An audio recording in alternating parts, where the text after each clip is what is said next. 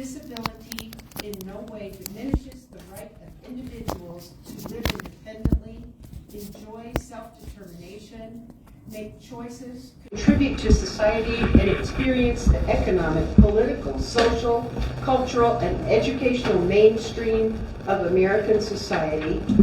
And whereas family members, friends, and members of the community can play a vital role in enhancing the lives of people with disabilities, especially when the family and community are provided with necessary support services, and public and private employers are aware of the capabilities of people with disabilities to be engaged in competitive work in inclusive settings, and whereas the goals of this city include providing individuals with disabilities the opportunities and support to make informed choices and decisions, live in homes and communities where they can exercise their full rights and responsibilities as citizens, pursue meaningful and productive lives, contribute to their family, community, state, and nation,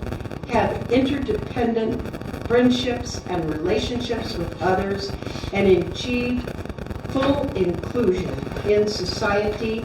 And whereas thousands of Wyoming individuals face challenges with disabilities daily, and whereas the month of March has been designated as Disability Awareness Month to celebrate and recognize disabled individuals and promote awareness, now therefore be it resolved that I, Sharon Cumby, acting as Mayor and President of the governing body of the City of Laramie, Wyoming, do hereby proclaim March 2025 as Laramie Disabilities Awareness Month, and encourage all citizens, businesses, public and private agencies, religious and educational institutions to join in observing the month in honor of persons with disability. Thank you, and I would like to recognize 3 members who are active on our Disabilities Advisory Commission: Sam Burkett, Andre Fecteau, and Katie Harlan. If you all would like to make a statement, and then what we'd like to do is come down behind you all and get a picture. So the council will join you down there if you would like to make a statement first.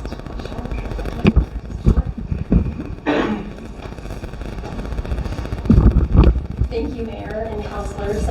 As always, we're so grateful that every March you guys take the time to recognize community members in Laramie with disabilities, and it's our honor as a commission our work, of course, is always focused on spreading awareness and increasing accessibility in the Laramie community, but for this month especially, to get to connect in the community in even more ways.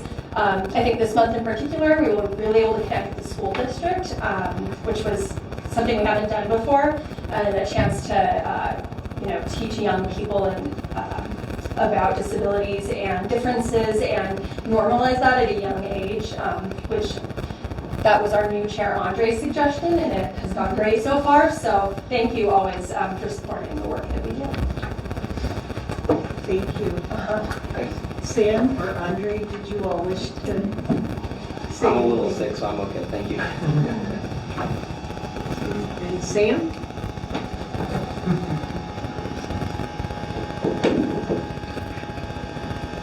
Okay. Well, this month is not just about people with disabilities. I want to say that this may be about your security worker at basketball games.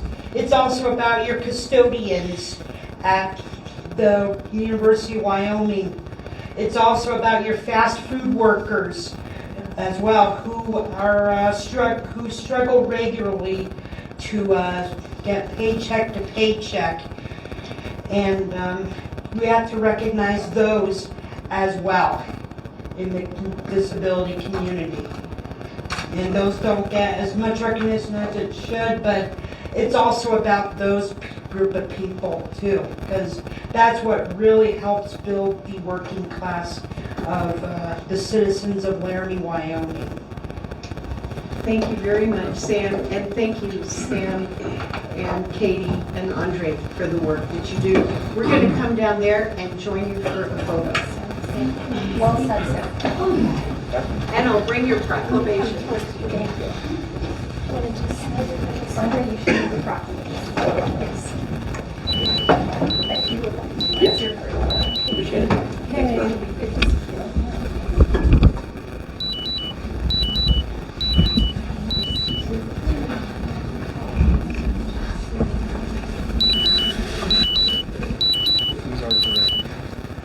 Good to see you.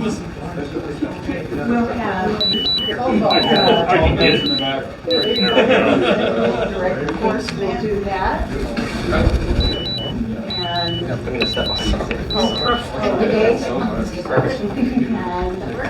yep, there you go. Andre. Okay, 1, 2, 3. I got it. Okay, congratulations.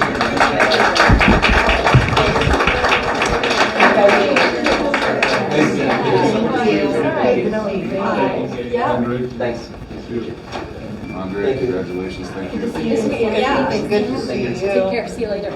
All right, Sam. Thanks for coming, man. Yeah, no problem. Well, I'm sure we'll talk to you soon. But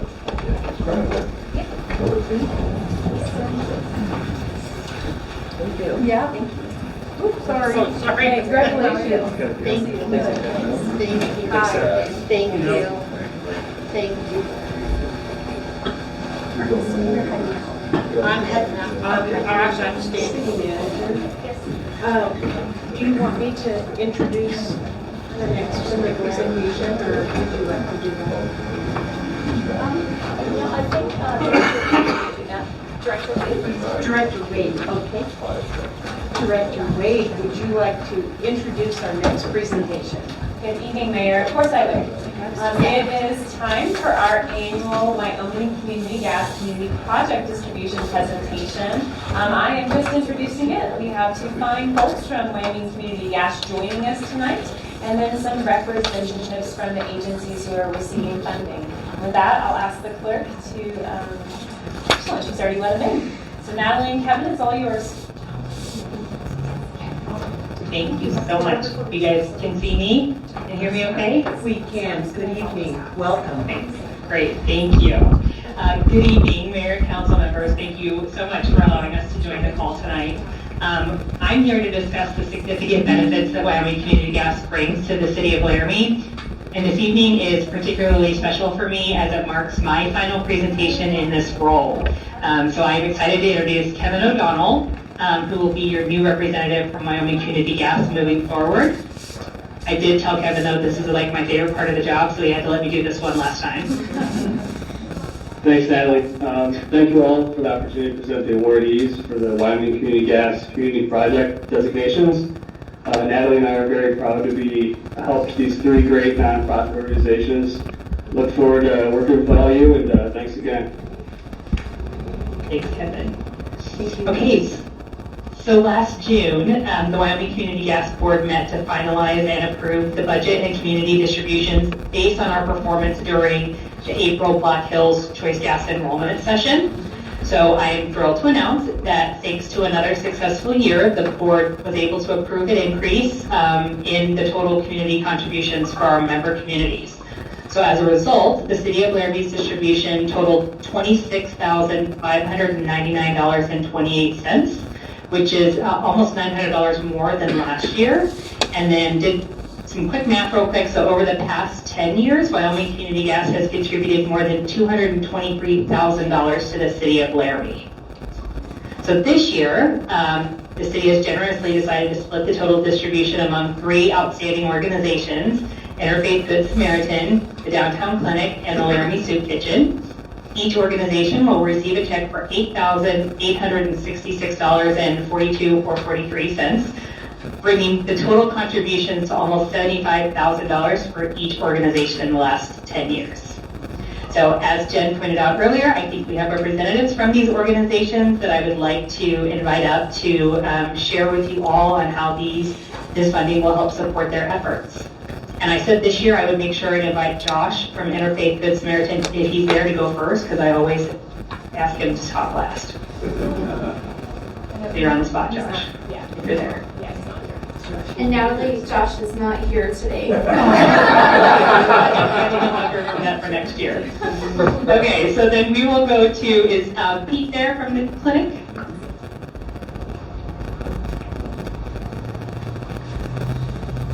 Welcome, Mr. Gosar. Thank you, Mayor Cumby, Vice Mayor Richardson, members of the council. Thank you so much for this. And Natalie, thank you once again for all the time and the engagement with the community and the people of the Choice Community Gas. For us, these are life-giving funds. Last year, for the first time in our history, we went over 3,000 in-clinic appointments, 3,100 in-clinic appointments, 4,200 prescription medicines, worth $525,000 to this community. So when the 8,000 and some big change comes by, we're going to take that and maximize it. I think one statistic that brings it back to me, we saw one new person every single day last year at the downtown clinic. One person below 200% of the federal poverty level without health insurance in our community. This makes a real difference. And so thank you all. I am proud to live in a community that cares so much. I am so grateful to you all. Natalie, I'm grateful for the work that you do. Fair winds and following seas. And Kevin, it's nice to meet you. Thank you. Thank you.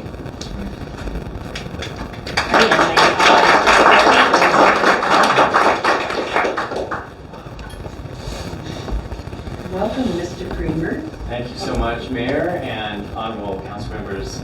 It's always a pleasure to be a part of this every year. It's interesting, the statistics I was going to share with you, Natalie's already shared. So it's really incredibly impactful. So $75,000 for the last 10 years.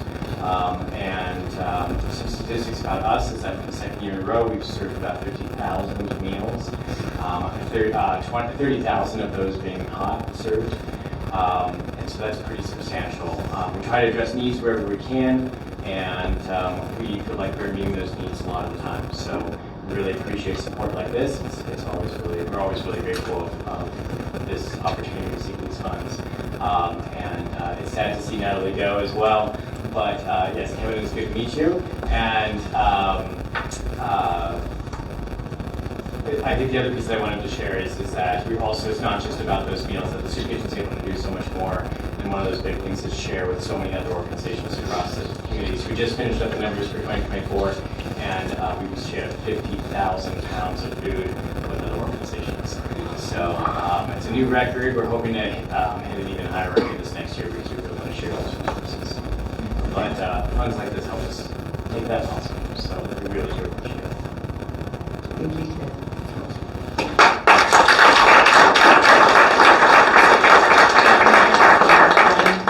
Final thing I'd like to just say, which is that, we do have the selection period coming up. It's going to start on April 3rd, Thursday, April 3rd, and end on Wednesday, April 23rd at midnight. So for customers who are eligible to make a selection this year, be on the lookout for that Black Hills enrollment packet that comes in the mail. And if you happen to sign up with Wyoming Community Gas last year on a 2-year deal, you should get a little postcard reminding you of that as well. So be on the lookout for those.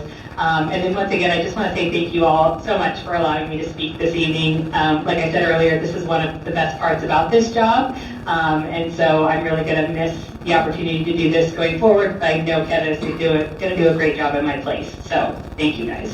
Thank you, Natalie. And we have Councilor Shumway, who is a member of the Interfaith Board here tonight. And I'm going to ask if Councilor Shumway will speak on behalf of Interfaith. Thank you. Thank you. It's a privilege to be last again. Interfaith has been a major part of our community. Over somewhere right at 10% of the community is assisted every year by Interfaith with food and other services they provide. The Interfaith does so much, and I can't begin to tell you the impact that it makes upon those people that visit and come in for the assistance that Interfaith provides. And we certainly appreciate not only as Soup Kitchen does, but how Interfaith also shares with the resources that they have with other groups within the community.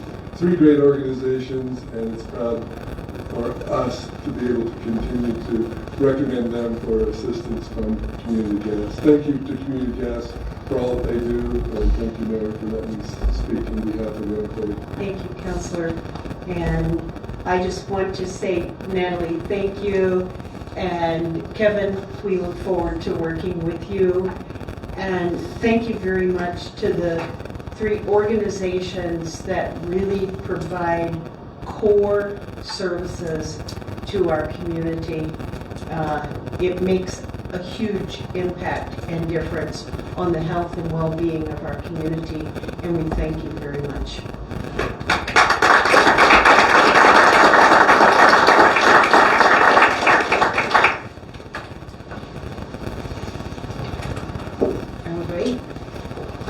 City Clerk, can you please read the public hearing? Thank you, Mayor. This is a public hearing for original ordinance number 2099, amending Laramie Municipal Code Title 15.08.040A and 15.08.060A regarding updates to the Aquifer Protection Overlay Zone. Notice is hereby given that a public hearing of the Laramie City Council will be held at 6:30 p.m. on March 4th, 2025 in City Council Chambers, Laramie City Hall, 406 Ivinson Avenue, Laramie, Wyoming.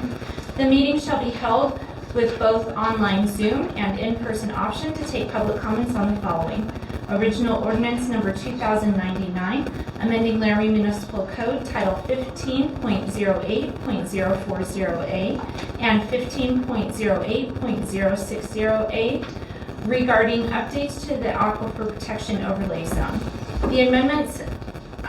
The amendment is initiated by the City of Laramie as part of the continual effort to keep the Unified Development Code accurate and to reflect recommendations found in the Aquifer Protection Plan update. All applications, plans, and specifications relative to these matters are available for review at the City of Laramie Planning Office at 405 Grand Avenue, Laramie, Wyoming. Anyone wishing to be heard should be present at City Council Chambers or via Zoom. Thank you, Mayor. Thank you, City Clerk. Are there any public comments on that public hearing? And that is on the agenda as well as item 16. Yes, Dr. Palmer.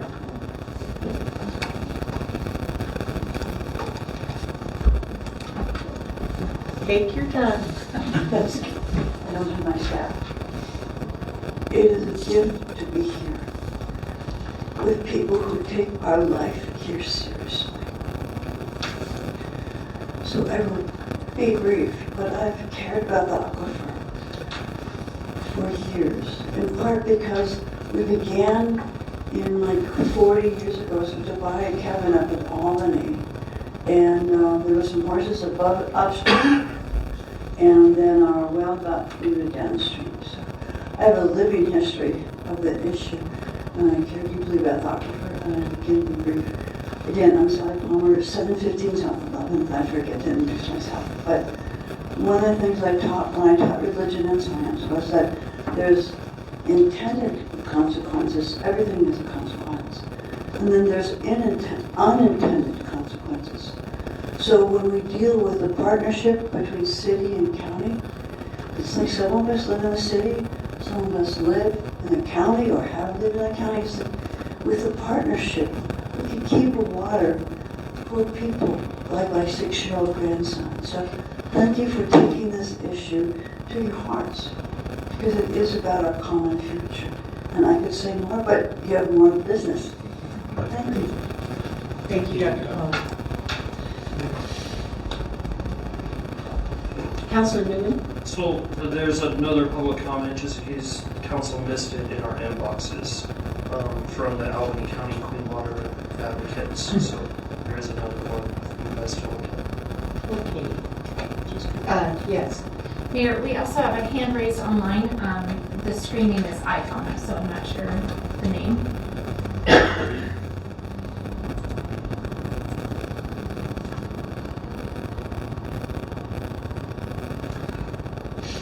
Are you going to? I've sent a request. Oh, Yeah. Oh, can you hear me? Ms. Gorin? I guess not. Yes, we can. Sarah?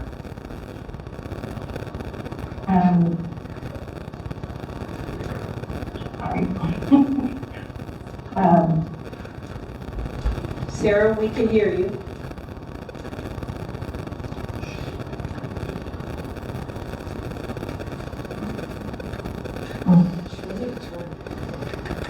Hmm?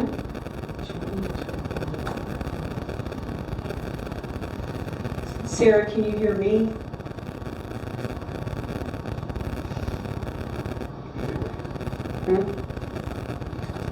I'm sorry, I can't get it. Okay. Oh. Can you hear me? Yes, we can hear you, Sarah. Oh, okay, I'm sorry, I can't. Welcome I back. can't hear. I can't hear you. I'm sorry to have.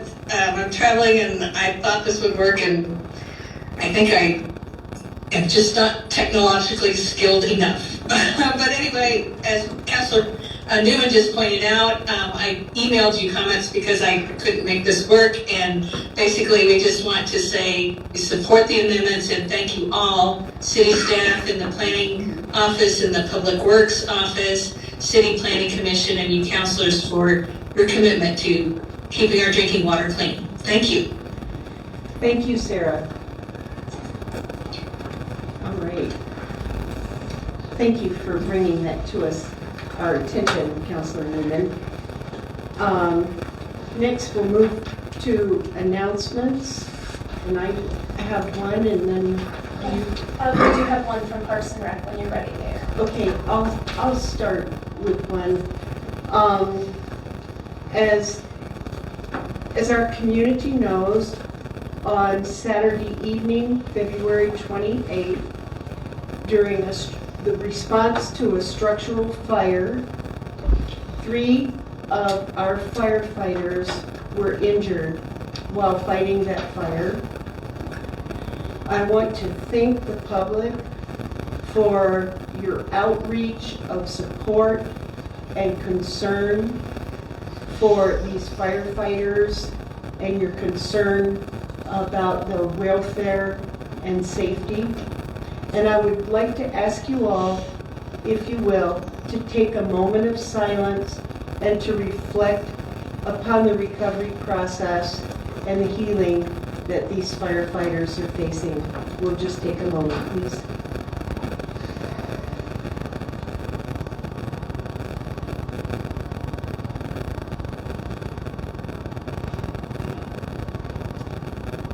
Thank you very much, and thank you to the firefighters for your courage and your service and your bravery. Very much appreciated. City Manager. Director Bork from the Parks and Rec Department has an announcement this evening. Good evening, Director Bork. Good evening, Honorable Mayor and City Councilors. I just wanted to take a brief moment to announce the launch of a new public engagement, sponsorship, and fundraising platform that Parks and Recreation just launched. I'm passing around a couple of flyers that just show a couple of the campaigns that we've just recently launched. But this is through a platform called seemylegacy.com. And they're a unique approach to help communities engage with our community at a different level. Not that we're not doing the other great things that we always do to engage with our public, But this See My Legacy platform is an online way for us to engage with the public in a variety of things. And so we just put out a press release and some social media posts yesterday about this.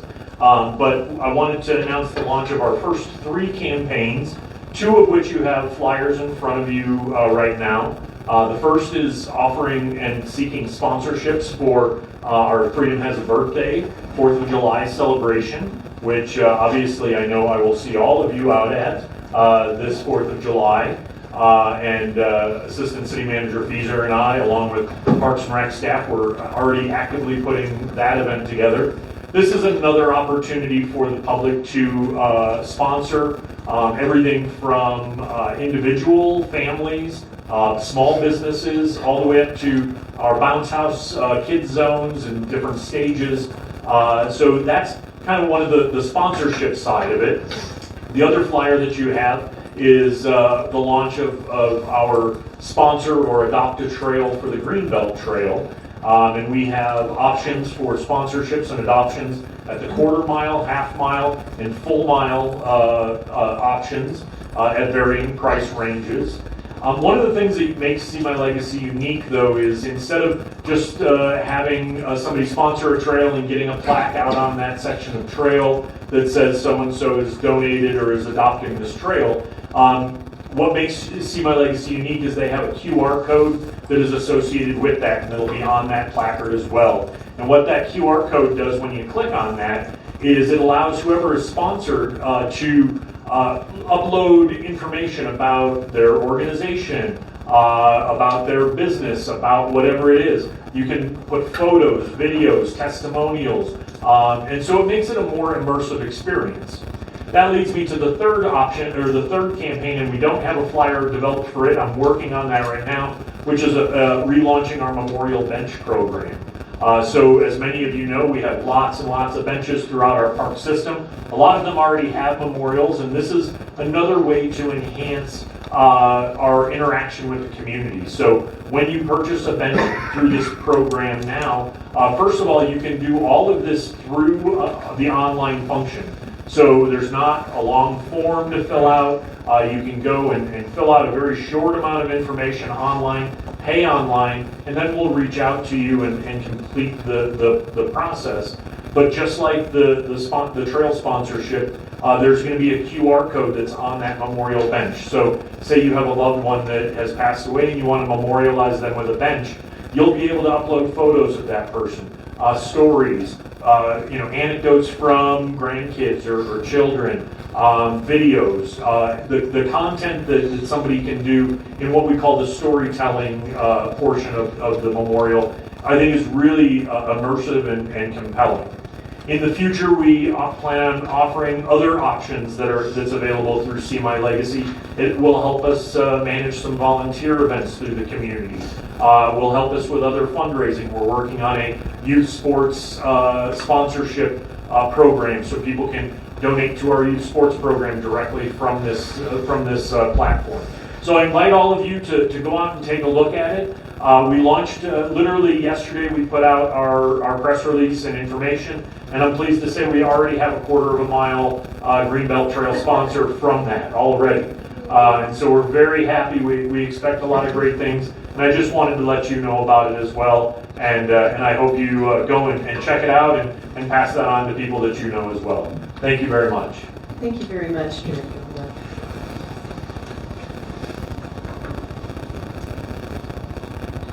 Any other announcement?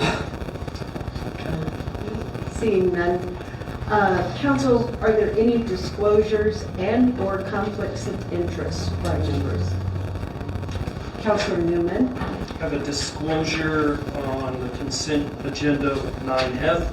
I had a lengthy conversation with the new owners today about future plans that they are going to bring to council to make some changes to some of our codes related to that. So I just wanted to put that out there that I have talked to the new owners Thank you, Councilor. more than once. Councilor Lockhart. I met with them yesterday about something else, but they asked me the same thing. I'm sure they talked with Councilor Newman about, so looking forward to getting some clarification on some of the items that they'd like to discuss.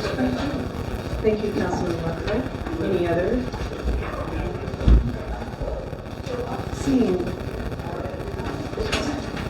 Seeing none. Vice Mayor.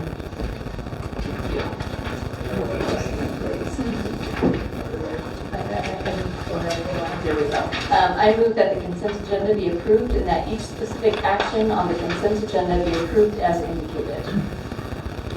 Second. I have a motion by Richardson, second by Freed. City Clerk, if you can call the roll, please. Bowling. Yes. Freed. Yes. Lockhart. Yes. Newman. Yes. O'Doherty. Yes. Shumway. Yes. Behill. Yes. Richardson. Yes. Cumby. Yes. That's 9 yeses and 0 noes, Your Honor. Thank you, City Clerk. That motion passes. And moving on to the regular agenda, item 11, Councilor Behill. Thank you, Mayor. I move to award the bid for the Thornburg Drive Alley Priority Replacement Project to Optimal Construction Incorporated of Casper, Wyoming in the amount of $3,090,653 with a contingency of $309,147 and to approve Resolution 2025-19 amending appropriations for the fiscal year 2025-2026 biennial budget of the City of Laramie, Wyoming, and authorize the mayor and city clerk to sign. Second. I have a motion by Behill, second by Newman. Welcome, Director Webb. Good evening, Mayor, Council. So the Thornburg Drive Alley project includes 2,600 feet of replacing water line and 700 feet of sanitary sewer line. We talked about this project a month and a half ago and about how difficult the constructability is going to be, which I think is reflected in the bid price we got. We did get two bids, one from Optimal Construction, one from we call MSI, Mechanical Systems Incorporated. Both very good companies. Optimal Construction was the low bidder. And I did want to say that last time we talked about this project, we had a public meeting back in July, and some of the councilors asked about future outreach in the neighborhood. So after bid award, we will get with the contractor, figure out a schedule, and there'll be more outreach going out to everybody in the neighborhood there that's going to be affected by the project. We're going to be working closely with the neighborhood there throughout the entire project. Because of the difficult constructability, we're allowing through the contract a two construction season build. There's two different long alleys, so they won't be in the whole thing at one time, but we recognize that it may take more than one summer to get this entire project done. So with that, staff is recommending award to low bidder, Optimal Construction. Take any questions if you have. Thank you, Director Webb. Councilor, questions? Seeing none, are there any public comments on this agenda item? Seeing none, I return to council. Any comments?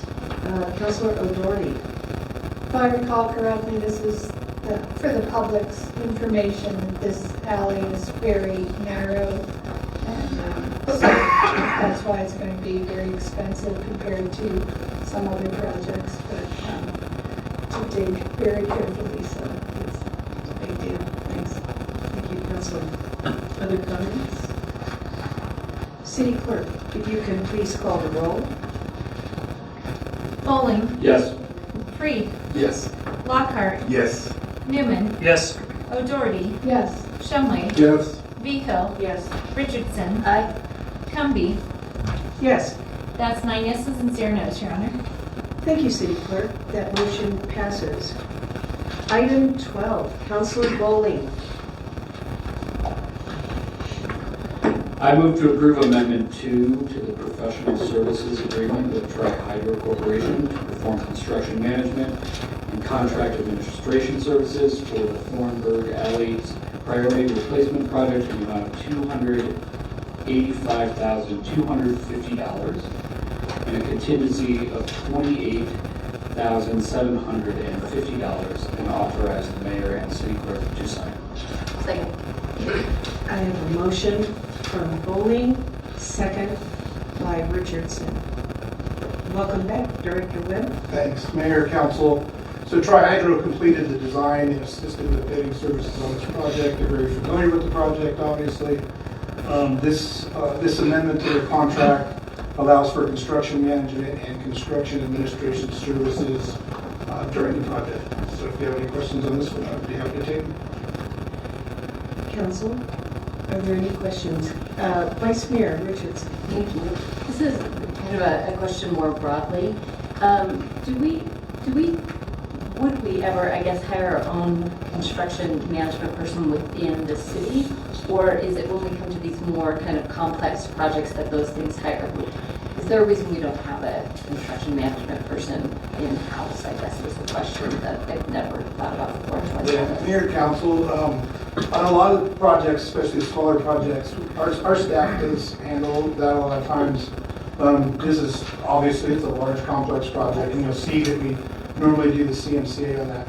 It's a full-time job. I mean, there's a guy out there all day long, and we don't have people to be out there watching them all day doing the construction management, counting loads, watching the way things are installed. Our engineering division does have an inspector that goes out and inspects, but he's all over the city. And then our engineering group is also administering both of these contracts and overseeing these contracts from a higher level. But the actual construction management and contract administration is very, very time consuming, especially on these larger, more complex projects. So we don't have the staff to man all the different projects that we're doing at one time. Thank you. Hope that helps. Yes, that's very helpful. Thank you. Thank you for that clarification. Councilor O'Doherty.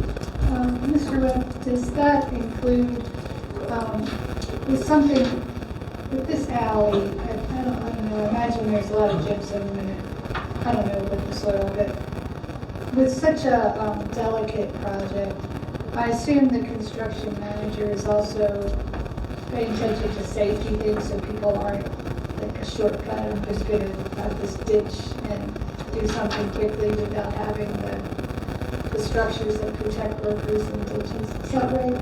Yeah, Councilor, agree with you, Mayor, absolutely. Like I said, they'll have somebody on the site pretty much the entire time they're there working, and those are absolutely things that we're looking for safety. They'll also be helping communicate with the residents there and ensuring that we keep the residents out of that area also. So absolutely a big part of the job is the safety aspect of it. Councilor Lockhart. Thank you, Mayor. Thank you, Director Webb. Quick question. So could you explain, maybe in layman's terms, what the personnel from Tri-Hydro are going to be doing that maybe the personnel of Optidol aren't doing, since they're working together? So you got a construction company, and what does Tri-Hydro do that Optidol's not doing for the project? Sure, yeah, Mayor, 3 years. So Optidol's doing the actual construction, right? They're going to be out there digging the holes, digging the trenches, putting the pipe together. Tri-Hydro is to ensure, they're working for us to ensure that that's done per the specifications and per DEQ regulations. So it's oversight. It's really what it is. Thank you. Any other questions? Are there any comments from the public on this agenda item? Seeing none, I return to council for comments. Any comments? City Clerk, if you can call the roll, please. Bowling. Aye. Freed. Yes. Lockhart. Yes. Newman. Aye. O'Doherty. Yes. Shumway. Yes. Baco. Yes. Richardson. Yes. Cumby. Aye. That's 9 yeses and 0 noes, Your Honor. Thank you, City Clerk. That motion passes. Item 13, Counselor O'Doherty. I move to approve amendment number 8 to the professional services agreement with DOWL in the amount of $200,000 and to approve resolution 2025-20 amending appropriations for the fiscal year 2025 to 2026 biennial budget of the City of Laramie, Wyoming, and authorize the mayor and clerk to sign. Do I have a second? Second. Second, I have a motion by O'Doherty, second by Richardson. Director Webb. Yeah, Mayor. Dow is our CMCA out on the North Tank project. The contractor out on that project has gone, as of today, 375 days over schedule. So at Dow's, we paid Dow through the end of what should have been the schedule. So they now need more money to stay on site. That 375 days at this point has resulted in us holding back $843,750 in payment as liquidated damages. And we are intending that those funds will cover the cost of this amendment. So what we're asking you tonight is to amend the Dow's contract so that they can stay on site and perform the construction management there. And also this is a budget amendment is the second piece of that out of the reserves. And the new substantial completion date is mid-April. And some good news on this project. As of yesterday, there's 1 million gallons of water in the tank. So with that, I'll take any questions if you have. Questions, Council? Counselor Newman. This is probably one of the most talked about things in the Finance Committee for a while because it's kind of crazy how much they're paying us back. Is there any way that we can pass this fee on to them as well? And Mayor, through you, it's the most talked about thing in my office too. I mean, honestly, but as far as pass through, I mean, we are withholding payment from them for liquidated damages because they're over on days. And so those liquidated damages will cover the cost of this. The liquidated damages are for our damages, and our damages are this $200,000 at this point. So that's what's going over. Further questions? Councilor Bowen. Thank you, Mayor. Thank you, Director. If I missed this in our documents, then my apologies. But what are the extenuating circumstances that's put us so far over the line now at this point? Yeah, Mayor, through you, from staff's observation, we believe it was really a lack of coordination by the contractor regarding his workforce and material ordering. A lot of that was at the beginning of the project, and now it's catching up with it. Thank you. Further questions? Councilor Shumway. Thank you. Just a quick question. Thank you, Mayor. Quick question. Obviously, there's a contingency fund. Has both sources been used up, both the project and the contingency, so that we have to go take this measure? Yeah, Mayor, through you, that's correct. That's why we're asking for the budget amendment. The full project funds have been expended. Councilor Freed. Yeah, thank you, Honorable Mayor. Thanks, Director Webb. My only question is, do we have, this might be for City Manager too, like a database where we keep track of contractors like this? People leave, memories are short, but just to make sure that this would be flagged if they bid on future projects, and this would be a consideration. And I'm sure that happens, but is there like a portfolio that we keep in the city just to document, 5 years from now if we have another big infrastructure project and this company bids, if we can just review that and that's taken into consideration. Yeah, Mayor, through you. Well, within the next few years, we are going to remember.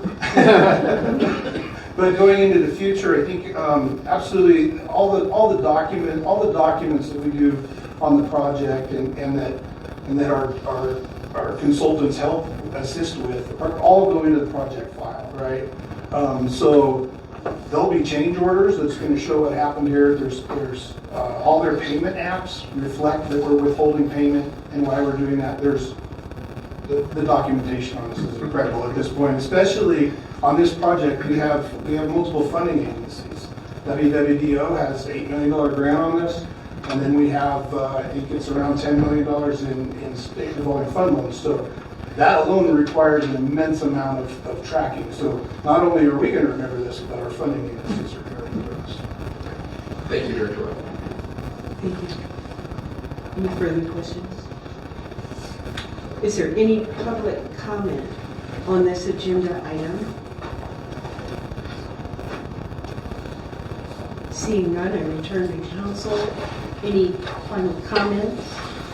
Councilor Newman. I just want to thank our staff for dealing with this for so long and the amount of paperwork and the change orders and everything that has went into this.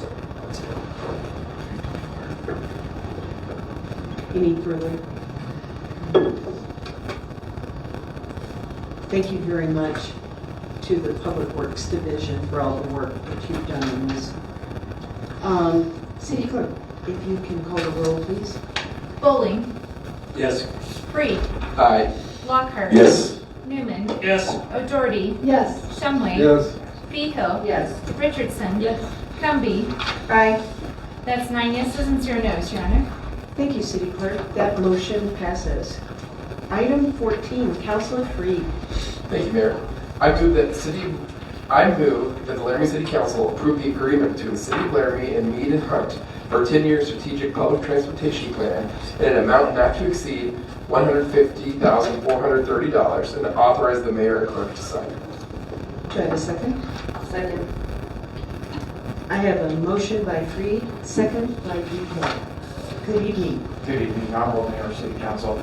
Before you today is a professional service agreement for the 10-year strategic public transportation plan. As I take you back a little bit, in 2023, the City of Laramie applied for and was subsequently awarded a transportation planning grant through the Department of Transportation.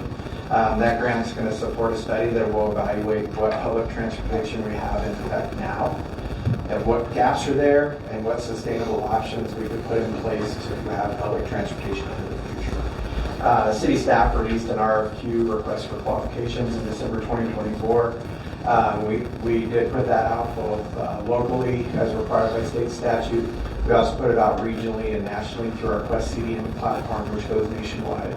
We received 2 proposals, one from a firm out of New York and one from Mead and Hunt that has firms all across the country, and they're located. The firm that's going to be doing work for us is located in Denver, Colorado.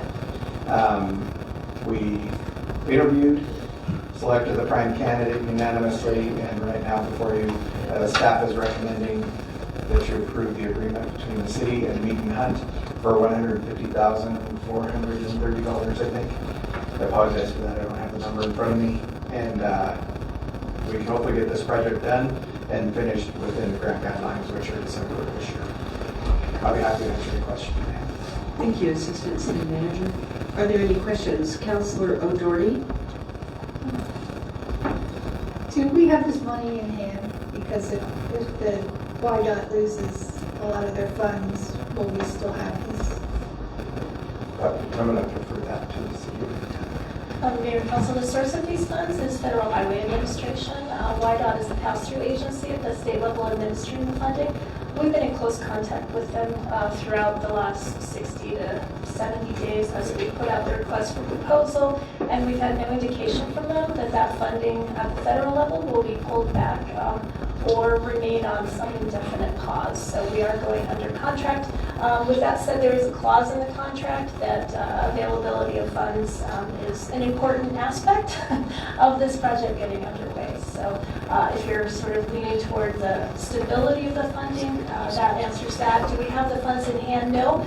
We will, once we get under contract, we will issue drawdown requests against the grant for reimbursement of City of Scottsdale. But the grant has been awarded and is, so far as we know, intact at this point. Thank you for that clarification. And Councilor Newman, you have a question? That was kind of my question too, but I'll ask a different one. The extra, like, what's it, $9,500, do we have to give that back to YDOT or as a pass-through to the state, or can we use that for something else? Honorable Mayor, to you, Councilor Newman, I believe that funding is intended to be expended on the project manager that we're looking to hire this month. Yes, I'll just jump in. So the total amount of our award, I believe, is $200,000. We had contemplated at roughly $30,000 for project management. We will effectively spend our match to the grant, some $30,000 on that project management, and then that remaining $8,000 that you touched on, Councilor Newman, we could let it revert back if we don't use it under the contract or for project management, but that'll be a dialogue with YDOT, I think, as we move forward. Further questions? Honorable Mayor, if I could, Yes. Paul Silverman with Whedon Hunt is on Zoom tonight. If you have any questions for the contractor. Seeing no questions, is there any public comment on this agenda item? Seeing none, are there any comments from councilors? Councilor Lockhart. Thank you, Mayor. I think this ties into one of our goals for City Council is public transportation needs. And so I'm pretty excited to find out the gaps that they find, and that what we've talked about also as a team to see how we make this work. Thank you. Councilor Newman? And just to restate, this is a grant, so it's not any extra money out of our budget too, so we might as well use it. And I just want to say this has been a project that has been in the works and that we've been working on for a couple of years. The first step that was required was the reinstitution of the Transportation Authority.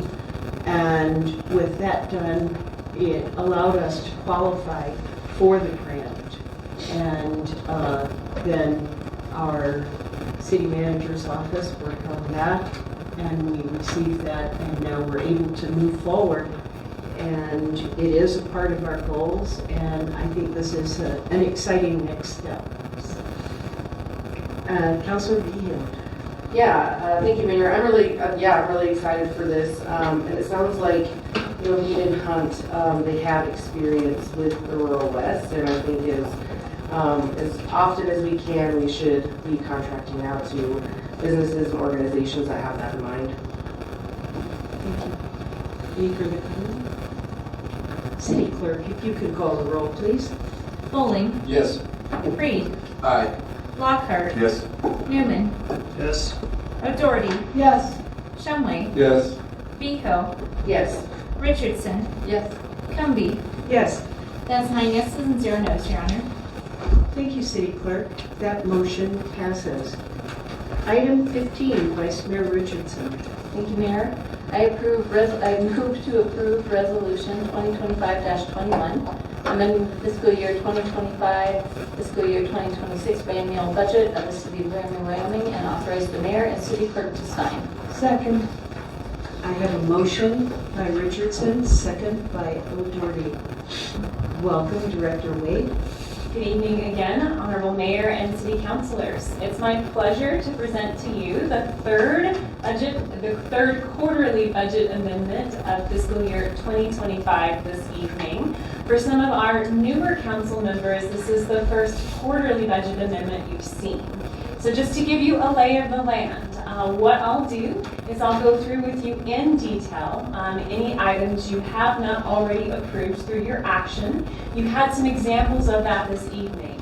With the bid award on a couple of the projects earlier, you noticed you were asked to amend the budget.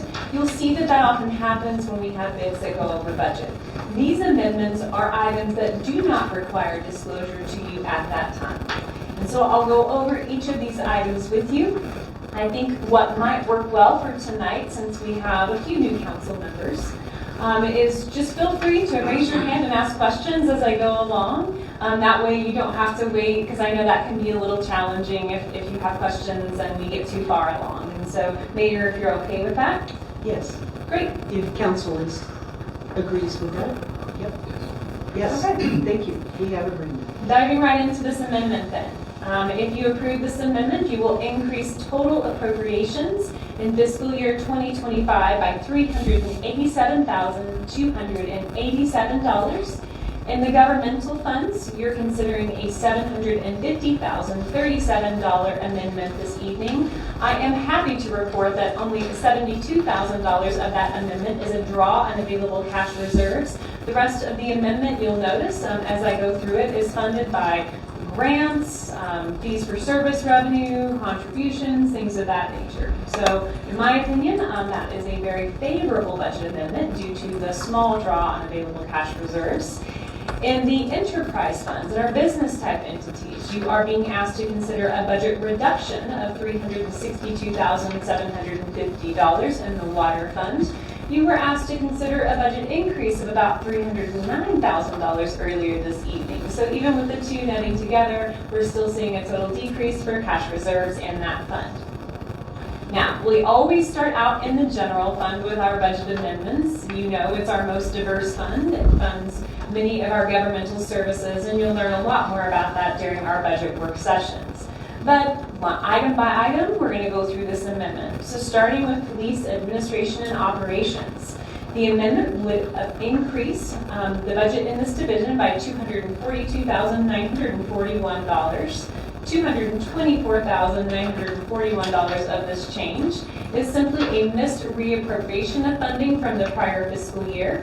The council before you approved the fiscal year 2025 budget reappropriation amendment in October, and this item was simply left off. The budget team was informed that these police cars were purchased. They were indeed purchased, but the upfitting had not yet been received. So we need to pick up these upfitting costs that were budgeted in the previous year and roll them forward.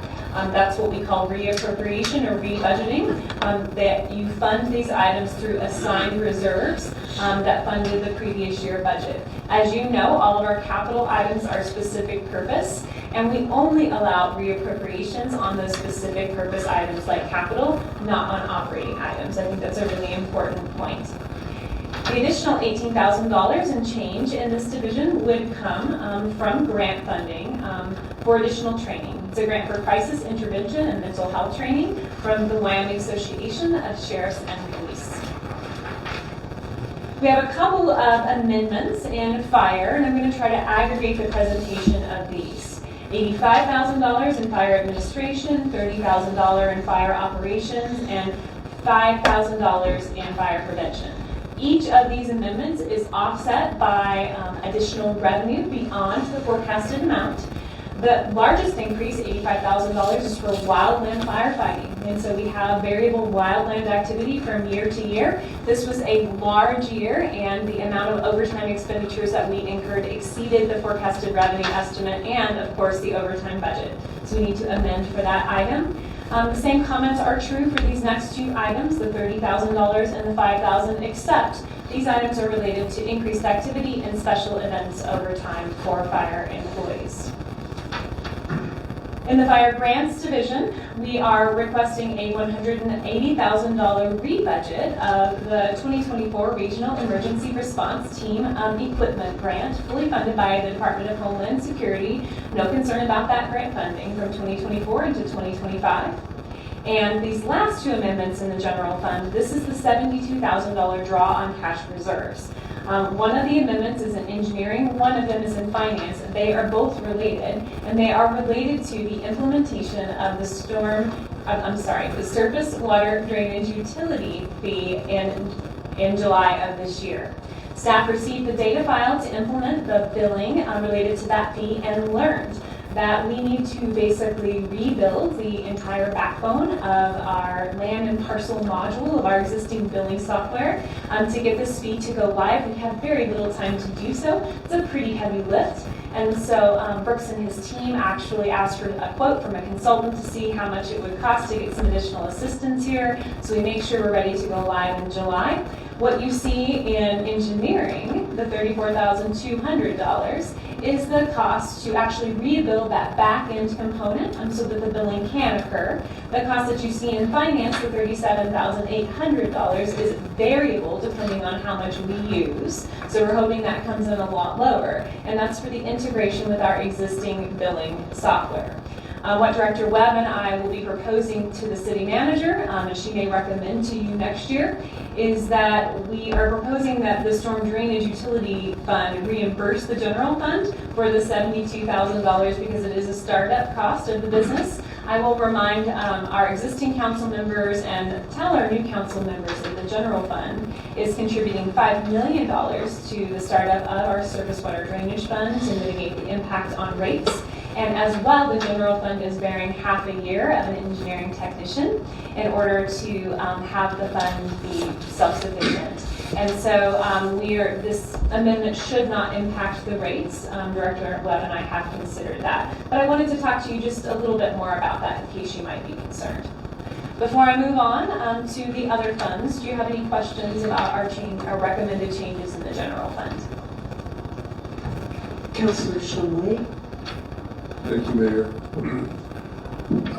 I would, just for the purpose of having the council and also the public understand how we are reimbursed for the expenses of wildfires. I understand we sent a team to California and probably other places. Now, I know that they receive payment for their service whenever they go fight a wildfire outside of Wyoming or outside of our area.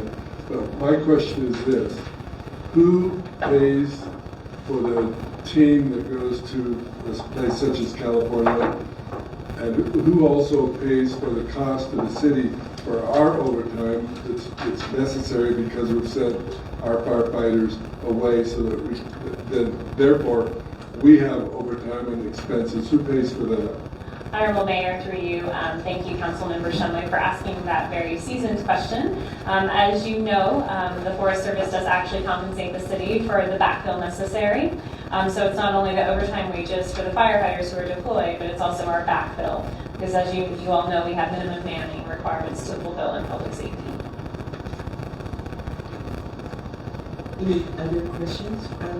Vice Mayor? Thank you. Sorry if this is just not clicking for me quite well enough, but the data set that was captured by our previous consultant,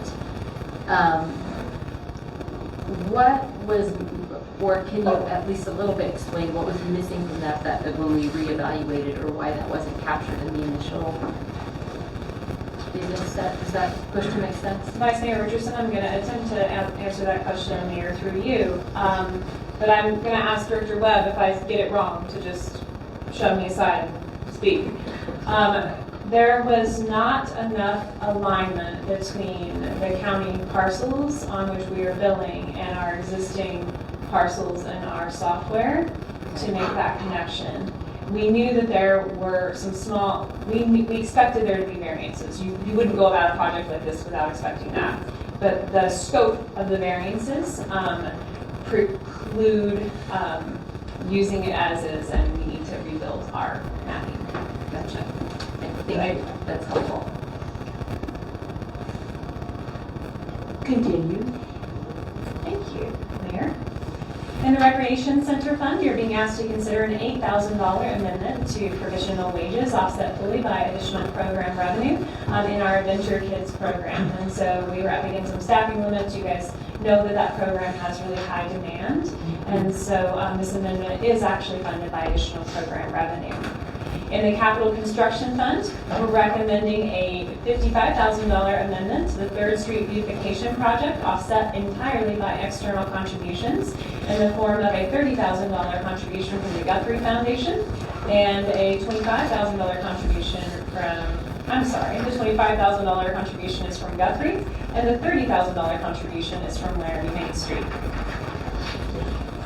In the Parks and Rec Development Fund, we're recommending a budget increase of $72,096, so that we can allocate restricted park in lieu fees to a specific purpose tax project.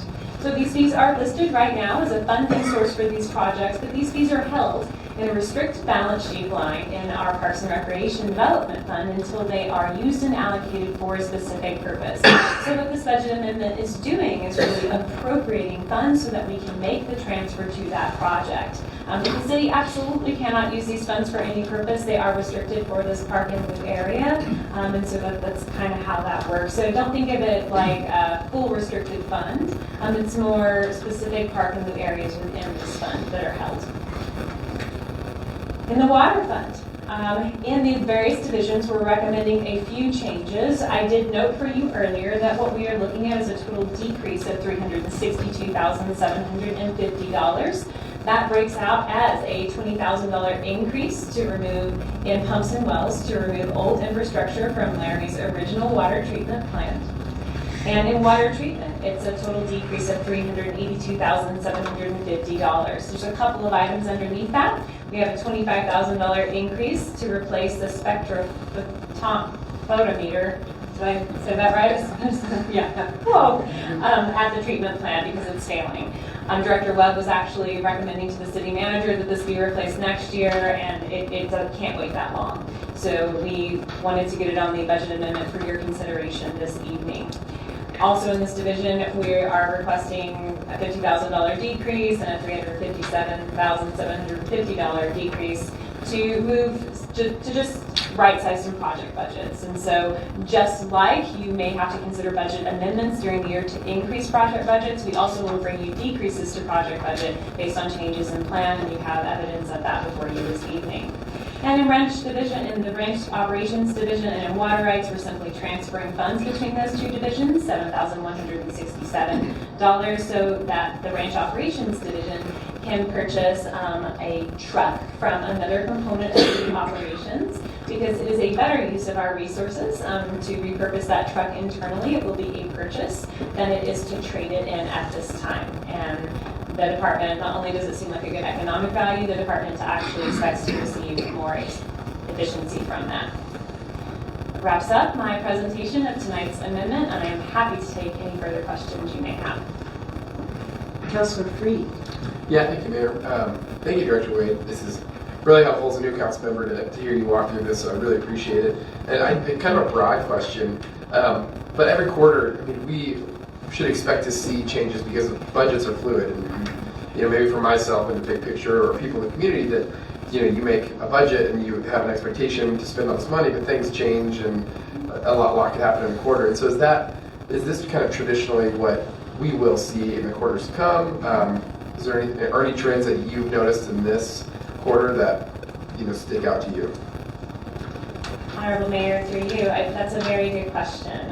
So I do agree with your statement that it is normal for budgets to change. I think you really have to take the substance of each amendment and evaluate it separately because this amendment, if it were funded entirely by cash reserves, you might feel differently about it than an amendment where really we have a decrease in cash reserve, we're benefiting in cash reserves, and most of it's funded by grants and loans. And so I would encourage the council and members of the public, as we do internally, to look at the substance of each amendment separately. And in terms of the dollar amounts, I can't give you a good comparison there because we might have a large grant and it could make the dollar amount much larger for the amendment, but I would say I consider this one to be fairly indicative and on the very low end of impact to our available cash reserves. Thank you. Further questions? Councilor Dory. So in the water treatment plant, the big decrease was for the external ventilation low-level tank project. Since that's such a big difference and it's being delayed till fiscal year 2028, could we just get a little more about that from Director Webb?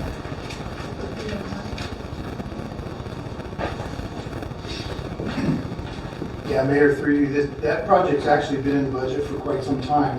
We couldn't move forward with it for a long time because we didn't own the property. It's the City Springs property. For the external ventilation, we needed gas to come in, and the gas company wouldn't put it in if we didn't own the property, and the PRR wouldn't give them the okay. Now that we own the property, we can do the project. However, we are planning, we just submitted to get a grant for the wastewater or our water master plan, to update the water master plan. We felt that it was appropriate to go through the master plan process before doing this project and spending that funding. The master plan process may identify other things we can do there, and so we didn't want to waste some money, if you will, until we knew for sure that that project needed to be completed. Thank you. Any further questions? Okay. I'll go to the public. Is there any public comment on this agenda item? Seeing none, I return to council for comment. Any comment? Director Webb, I just want to comment. Thank you so much. This is helpful, not only for new counselors, but old ones too. And your explanations really help so much to clarify, and it helps me to really understand the process, and I really appreciate it. Councilor Reed. Yeah, thank you, Mayor. That made me think. Yeah, Director Wade and Director Webb, thank you both so much for this. I love walking through this and then hearing the explanations from you, Director Wade. So thanks so much. City Clerk, if you can call the roll, please. Bowling. Aye. Freed. Yes. Lockhart. Yes. Newman. Yes. O'Doherty. Yes. Shumway. Yes. Behill. Aye. Richardson. Yes. Cumbie. Yes. That's 9 yeses and 0 noes, Your Honor. Thank you, City Clerk. That motion passes. Item 16, Councilor Lockhart.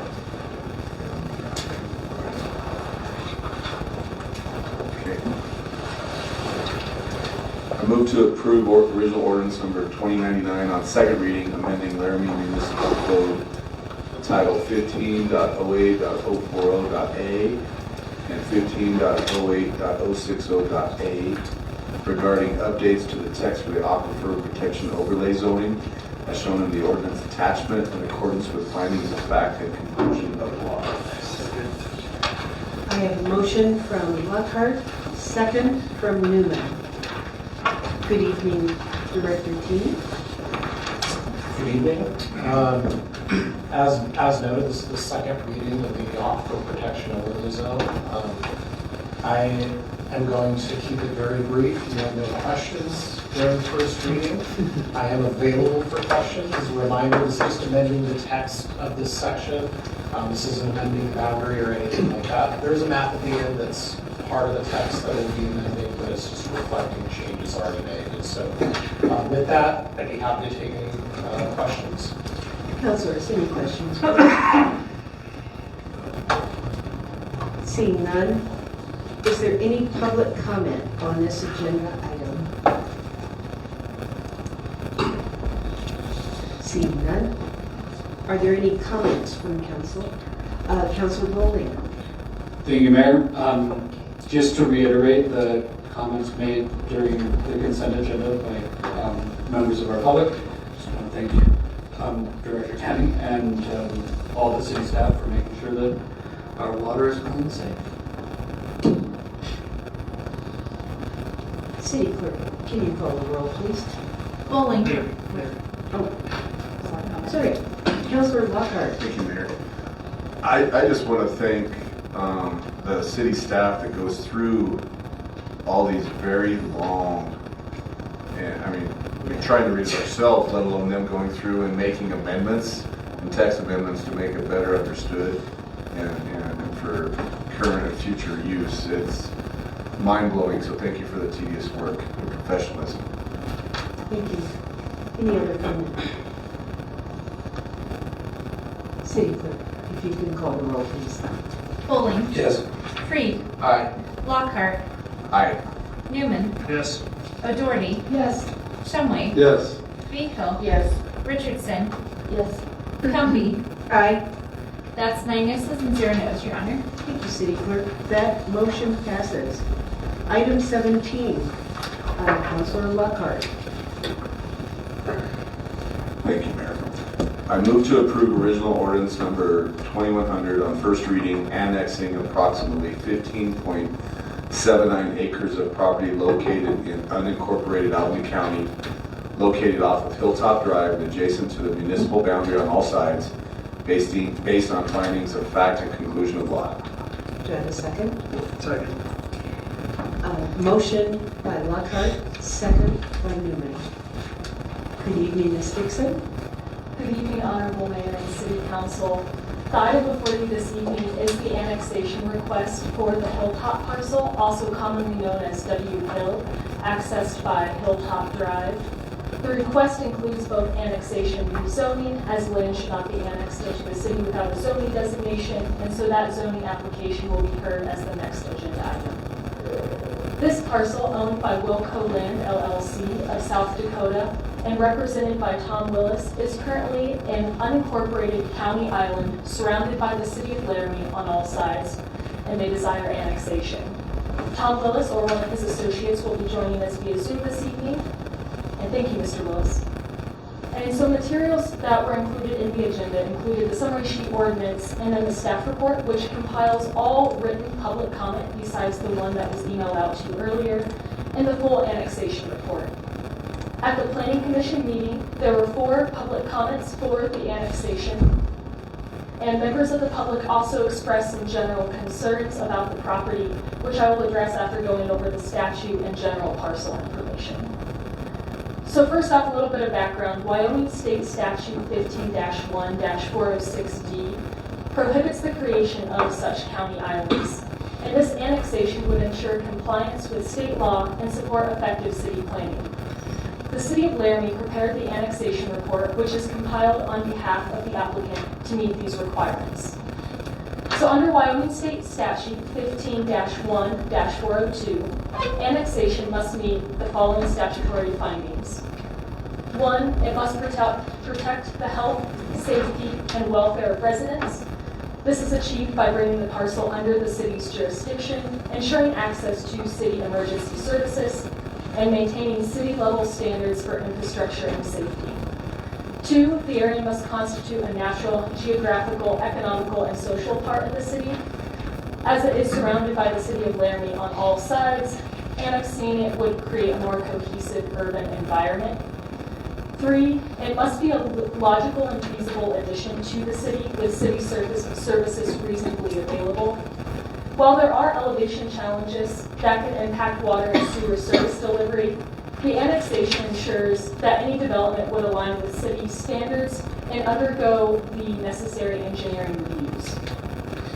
Contiguity, the property must be contiguous or adjacent to the city on all sides. This would meet that requirement and again eliminate that county island. Utility services, if needed, the city must be prepared to issue utility franchises. The franchise companies were contacted as part of the reviews and no comment from them was received. And then all legal notification was completed to landowners and the public utility companies, complying with statutory requirements. Additional notice was also sent out under the requirements of Laramie Municipal Code. Now just a little bit about the parcel. So if annexed, any future development will have reasonable access to city water, sewer, garbage recycling, mosquito control, and emergency services.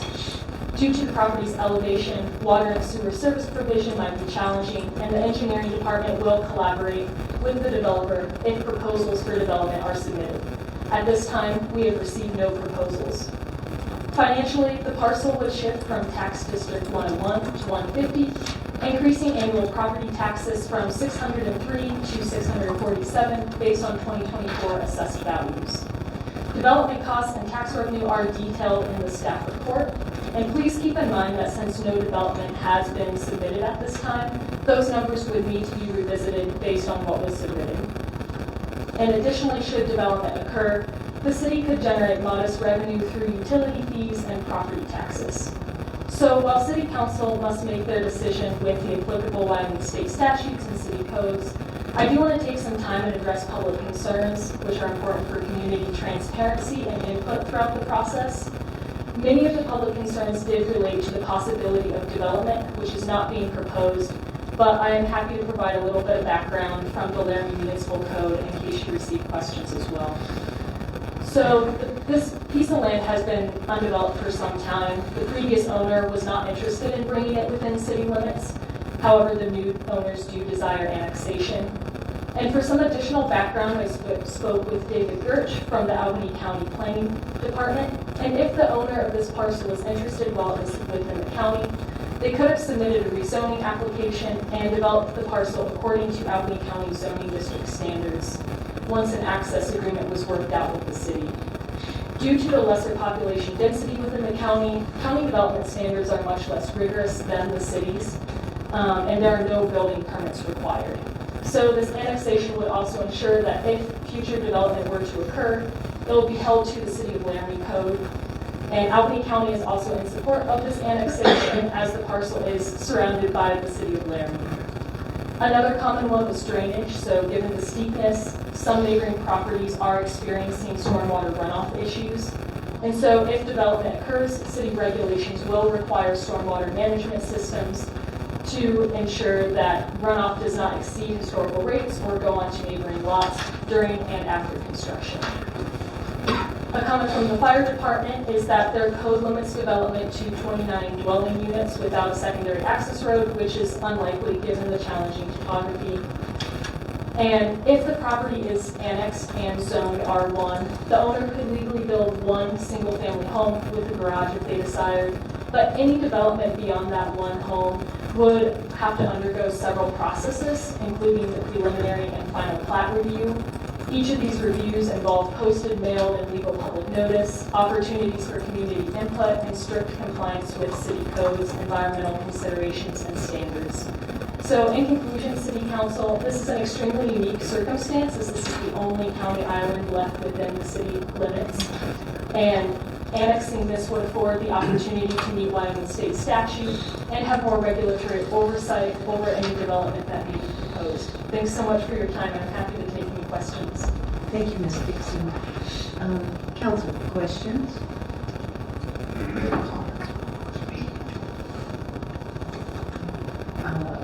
I'll go to public and then come back for comments. Are there any public comments on this agenda item? Seeing none, I'll return for comments. Councilor Lockhart, then Councilor Miller. Wonderful. Thank you, Mayor. I had the opportunity to be able to listen to Ms. Dixon during the Planning Commission presentation of this a week ago, and I can see nothing but pluses, especially because if the Wilco, Ms. Rose wants to develop it, the code is city, versus county, so we don't have a bunch of outbuildings and whatnot up there. You're going to have hopefully single-family homes. We'll get the drainage problem for the citizens below, because as many of them spoke last week, there's a lot of issues when it rains, coming in, so that can get handled too. But also, we need more land to build more homes, which is part of our goal. Not saying that's what he's going to do, but I would think that's what's going to happen. So I think it's smart that we consider this as a yes. Thank you for your input. Councilor Newman. I support any annex. That makes sense. And I think this does make sense as we're violating the state statute and following rules is kind of my thing too. So I will say as well to the plan that we had to postpone with the county commissioners. I think this is a good reason why there needs to be a plan in place that makes sense for the city's growth and the county's growth. Because I'm looking at where this location will be, and streets going into it and out of it don't make the complete sense like they should. So it's just something to think about in the future. But then again, it has to make sense for the county and the city, and I think that's what we're fighting. But I'm for this. Thank you. Councilor Freed. Yeah, thank you, Mayor. I just want to make a comment that it was an amazing presentation, Ms. Dixon, and from the planning department. That's why I had no questions. So thank you. Councilor Shumway. Thank you, Your Honor. We've had our eye on this property now for years and years. It's my opinion that we will never recover the costs of providing water, sewer, and stormwater runoff. This is a very steep hill. As far as I know, there's only one major residence on this hill. It would be very expensive. I don't know that we'd ever recover the cost, but it does make sense for us to get rid of the island. Thank you. Any other comment? Councilor O'Doherty. I literally have my eye on this property all the time. And you know, the antelope, and I would love for it to stay open space, but the fact is, you know, people need a place to live. The neighbors have been very gracious about, yeah, we know that we can't keep this, you know, little island forever. So I was happy that we didn't get a lot of complaints about it, and I'm happy for them to become part of the city. And to be clear, it wasn't in violation. The statute was after this donut permit was created, right? So yeah. Thanks. Further comment? Can I make a follow-up? Yes. Thank you, Mayor. I went and drove this again today. You know, I've been part of Laramie for 30-some years, and you forget it's this big. And there is a lot of wildlife up there, which a lot of the community that spoke last week and sent letters really enjoy that. So if it is developed, there's been a lot of requests to be able to maybe keep part of that for that. It's his property. He can do what he wants, but I would hope that the new owners would take that into consideration to be able to still enjoy some of that. But again, it's his property, but it's become a valued piece of property by the residents of that area. Thank you, Councilor. City Clerk, if you can call the roll, please. Bowling. Yes. Krieg. Aye. Lockhart. Yes. Newman. Yes. O'Doherty. Yes. Shumway. Yes. Tvihill. Yes. Richardson. Yes. Cumby. Yes. That's 9 yeses and 0 noes, Your Honor. Thank you, City Clerk. That motion passes. Item 18, Councilor Lockhart. Thank you again, Mayor. I move to approve original ordinance number 2101 on first reading establishing the R1 single-family residential zoning districts for an annexed property approximately 15.79 acres in size located off of Hilltop Drive adjacent to the municipal boundary on all sides in accordance with findings of fact and conclusion of law. Second. I have a motion by Lockhart, second by Newman. Ms. Dixon. Thank you, Mayor. Nancy, would you want to go to the last slide? So good evening again, Honorable Mayor and City Council. The next item is that associated rezoning application with the Hilltop annexation, and it proposes rezoning approximately 15.8 acres of the City of Laramie's official zoning map from county not zoned to City R1 single-family residential. As discussed, the annexation rezoning requests are closely linked, and should the annexation be approved, it's necessary to assign an appropriate city zoning designation to the parcel. And as you can also see from the slide, the proposed R1 in yellow zoning aligns with the surrounding neighborhoods, all of which are zoned R1 and consist of single-family residential homes. The proposed zoning is not only consistent with the Laramie Comprehensive Plan, which designates this area as suburban residential, but it also supports broader community goals outlined in the Housing Study and Action Plan and the Thrive Laramie Community and Economic Development Action Strategy. Both plans highlight the critical need for expanding housing quality and quantity in Laramie, and designating this parcel for single-family residential use aligns with the priorities for any potential future infill. Rezoning the property to R1, as we've discussed, would also provide important benefits. So should the property remain under county jurisdiction, it could be developed under county standards. And by rezoning the parcel to City R1, we ensure that any future development meets the high city standards for safety, infrastructure, and neighborhood compatibility. At Planning Commission, there were 2 public comments in favor of the rezoning and one question about alternative zoning districts along with some of the other general concerns, such as drainage, infrastructure, and neighborhood impact. The R1 designation would help address these concerns by holding that future development if proposed to city codes and offering more public oversight. As we stated, the owner could legally build that one single-family home with a garage if it is zoned R1 and annexed. But for any development beyond that one home, it would have to go through those series of pretty rigorous processes that afford public comment and extensive work with city departments. So thank you so much for your consideration, and I'm happy to answer any questions about this item. Thank you, Ms. Dixon. Council, questions? I go to public comment. Is there any member of the public who would like to comment on this agenda item? Seeing none, return to council for comment. Councilor Lockhart. Thank you, Mayor.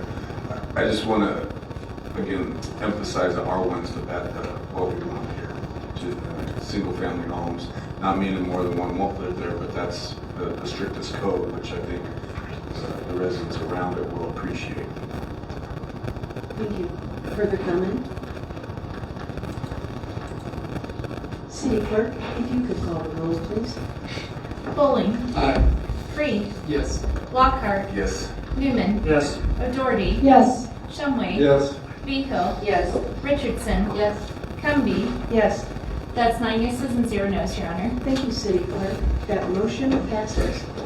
Item 19, Councilor Newman. I move to approve original ordinance 2102 on first reading, amending Laramie Municipal Code Title 15-22 to permit modifications to non-conforming billboards as shown in ordinance attachment in accordance with findings of facts and conclusion. I second it. Do I have, and second, do you have a, I don't have to make that recommendation. But you can, but point of information, according to findings of fact and conclusions of law was determined by the planning commission, so if you're giving. I can prove what their question. Okay. do I have a second? All right, second. Councilor Lockhart. I have a motion by Newman and a second by Lockhart. Good evening. Good evening, Honorable Mayor, members of council. Thank you for your time tonight as we discuss text amendment 2404, a proposed text amendment to chapter 1522 of the Laramie Municipal Code regarding non-conforming billboards. This request, submitted by Lamar Advertising, seeks to modify the city's Unified Development Code to allow for the conversion of existing non-conforming static billboards into digital billboards under certain conditions. Just want to let you all know there are 5 such non-conforming billboards within the city limits. The proposed amendment to the city's nonconformities chapter, which is chapter 1522, outlines parameters such as billboard size, height, light intensity, and display duration. After a thorough review, planning staff is recommending denial of this request based on findings of fact, legal considerations, and the long-term planning goals of the city.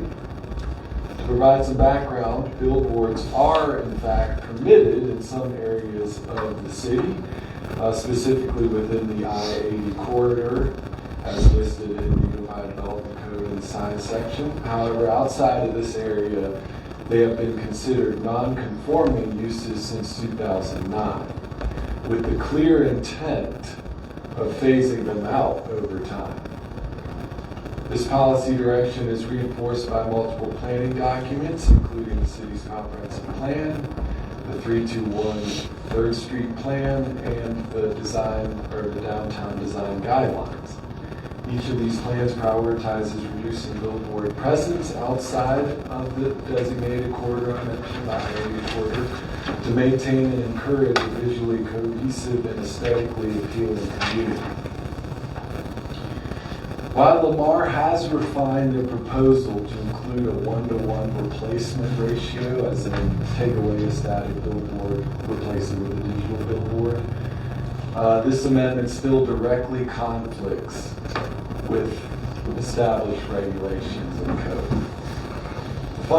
The fundamental issue here is that permitting digital billboards prolongs the presence of this non-conforming signage rather than working toward their gradual elimination, which is the stated intent of our zoning code. I want to go over 4 primary reasons why staff is recommending denial on this. 1, the proposed amendment weakens the city's long-standing standards for non-conforming uses and contradicts the city's policy of limiting billboard expansion. 2, digital billboards contribute to light pollution, which affects residential areas and alters the visual character of commercial corridors. 3, approval of this amendment could lead to further requests for relaxed billboard regulations, moving us in a complete opposite direction of where we currently stand in our code, in our past planning efforts. And 4, the city's adopted plans emphasize reducing sign clutter and enhancing urban design. Allowing digital billboards is inconsistent with these objectives. The applicant, Lamar Advertising, represented this evening by Megan Getz from Penson McMillan, has submitted a letter that Nancy handed out to you all in support of their proposed text amendment. The letter was actually addressed to Planning Commission. I have additional copies up here for the public as well, and the letter will certainly be included in second and third reading if this process advances. And I handed out that I included this letter. I'd like to address some of the claims made in this letter. In their correspondence, the applicant asserts that digital billboards are, quote, representative of the times and general industry practice, end quote. However, industry trends do not necessarily align with Laramie's local planning goals, which are clearly stated in the plans I mentioned earlier, the comprehensive plan, the 321 3rd Street plan, and the downtown design guidelines, which all emphasize reducing billboard presence, not modernizing or expanding it. The applicant in the letter also states that focus groups were conducted with businesses and economic development stakeholders, claiming overwhelming support for digital billboards. However, no documentation or summaries of these discussions were ever provided to staff, making it impossible for us to verify these claims.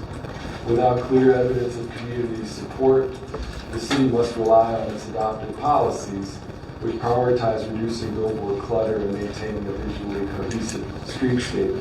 And I want to mention at this point, too, that the only public comment that we've received regarding this text amendment has been by the applicant themselves, the applicant's representative.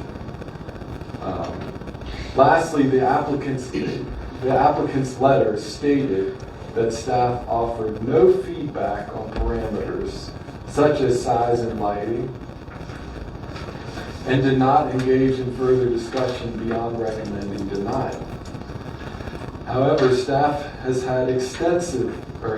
extensive documentation of engagement with the applicant, including 37 emails exchanged, which covered both this text amendment and a variance application which effectively addresses the very same issue of whether digital billboards should be permitted. Staff communicated early on that this text amendment request was inconsistent with city policies, as well as Laramie's long-term planning goals, which prioritize the reduction of non-conforming billboards, and the proposal remains inconsistent with adopted policies, and staff stands by the recommendation for denial. So essentially, we informed the applicant from the very start that we as staff were going to recommend denial. We had no basis to recommend approval of this type of text amendment. The applicant was aware of this from day one, we did the best we could to guide them to this point. The process which takes us to a decision by the body that would either recommend this to be approved and adopted in your ordinance or not. And here we are. At their February 10th meeting, the Planning Commission recommended that this body deny this text amendment with a vote of 6-1 with no commissioners absent. The Commission's decision was based on the analysis outlined this evening, emphasizing the amendment's conflict with Laramie's long-term planning goals, zoning regulations, and community aesthetic priorities listed in the previous planning documents. Commissioners expressed concern about the proposal's potential to extend the presence of non-conforming billboards rather than facilitating their gradual removal, as intended by making it a non-conforming use. See, that's why uses, structures, and so forth are being non-conforming so that they eventually go away, right? We have code in place so that they're not continued in perpetuity. Eventually, one day they will go away and a conforming site will take over to current development standards. In short, while we respect the applicant's efforts, their proposal is inconsistent with Laramie's long-term planning goals. Their application and subsequent letter do not provide compelling justification to override established policies, and for these reasons, staff stands by our recommendation for denial of this text amendment. Public notice was posted for this in the newspaper.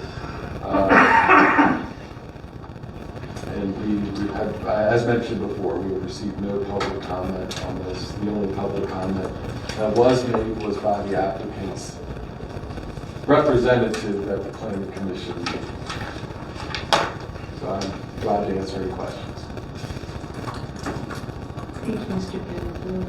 Pettigrew. Councilor Lockhart. Thank you, Mayor. Thank you, Phil. Appreciate your time. I was able to sit in on that planning commission meeting also. I've got several comments, but I won't state all the questions. One of my questions was, I think the proposal was 8 billboards and one being given or donated to the city so they could do PSAs. Am I correct? Honorable Mayor, through you, there's, to our knowledge, only 5. 5? Okay. 5. Okay, so 5. So my question is, how does the city not benefit from a digital billboard that could be utilized for PSAs, such as we have construction going on downtown, or we have game day traffic announcements or weather announcements? To me, that's just one of the benefits that we would get by having one of those billboards, and there's several others I'll say for my comments, but how would we not benefit from that? Honorable Mayor, through you, this is a dangerous path for this body to go down, to start regulating content on billboards and offering a decision based on promised content of any kind. So when we do hear the applicant's representative this evening, I would advise this body to be very cautious in the discussion about anything related to content on these billboards. Could it be useful? Absolutely, but that should not play any role or be discussed as a reason for recommending approval of this. Councilor Newman. So we'll need to suspend the rules because I don't have a question, but I want to enlighten the body why I changed it from denial to approval, if that is okay with council. Is that an agreement? I don't know order would be, but I have additional questions. I don't know if it would make sense to wait until that or not. You could have better perspective. Either way, I think Can I don't care. Okay, we'll continue with a couple questions and then go to that. Vice Mayor. Thank you. I have a handful of questions, and I'm not sure if you'll be able to answer these. I'm ask Mr. Gavatur if Ms. gets willing to, but and Mayor, please let me know if you'd like me to just do one and then let others take their turn, or go through. Okay. So, thank you. And I apologize if I missed this in the piece, but what are the current billboard sizes? I noted that the new ones would be 242 feet by 40 feet. Do we know what the current billboards size are? Is there a difference in the new versus the old? Honorable Mayor, through you, yes, these would be larger than the billboards that are out there now. And do we know how much larger they would be? I would defer to the applicant's representative on that. The other one will certainly be for the applicant as well. Would there be a reduction in fees to local businesses compared to the current fees, since Lamar will receive multiple businesses advertising?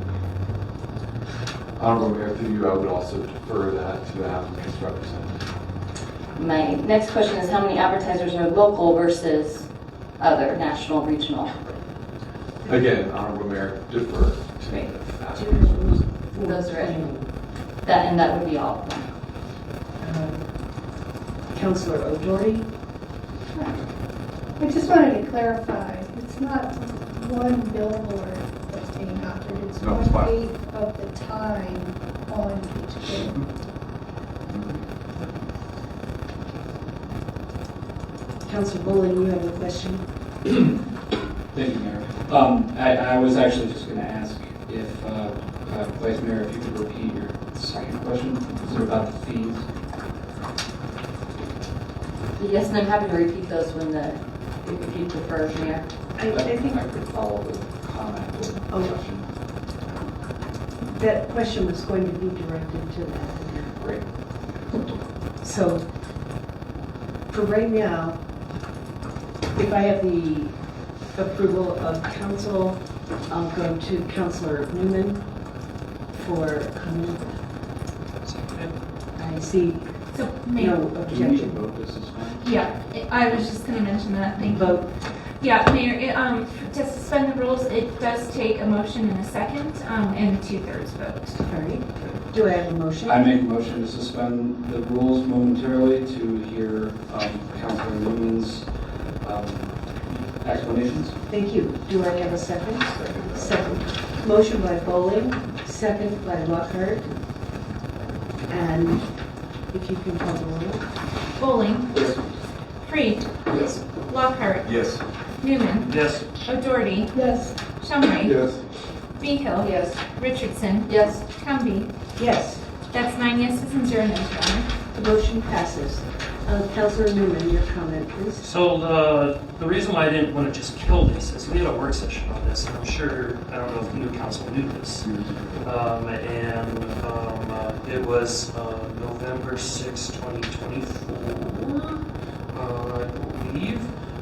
I would ask the city clerk to send you that YouTube link so you guys can watch it, which is why I didn't want to kill it on first reading. In there, a lot of these questions were answered by the applicant. I'm sure they're going to do the same thing again. I will say that it's 8 slides per billboard, and I'm pretty sure they answered your question in that work session. If you're wrong about, I can't either.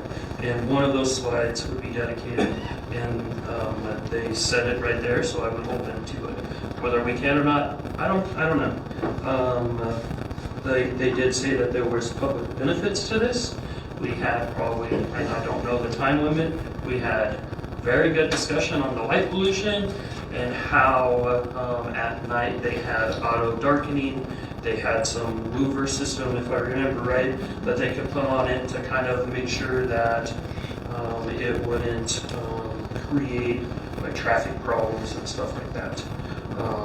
The sign clutter and expansion, I don't think this will have anything to do with that.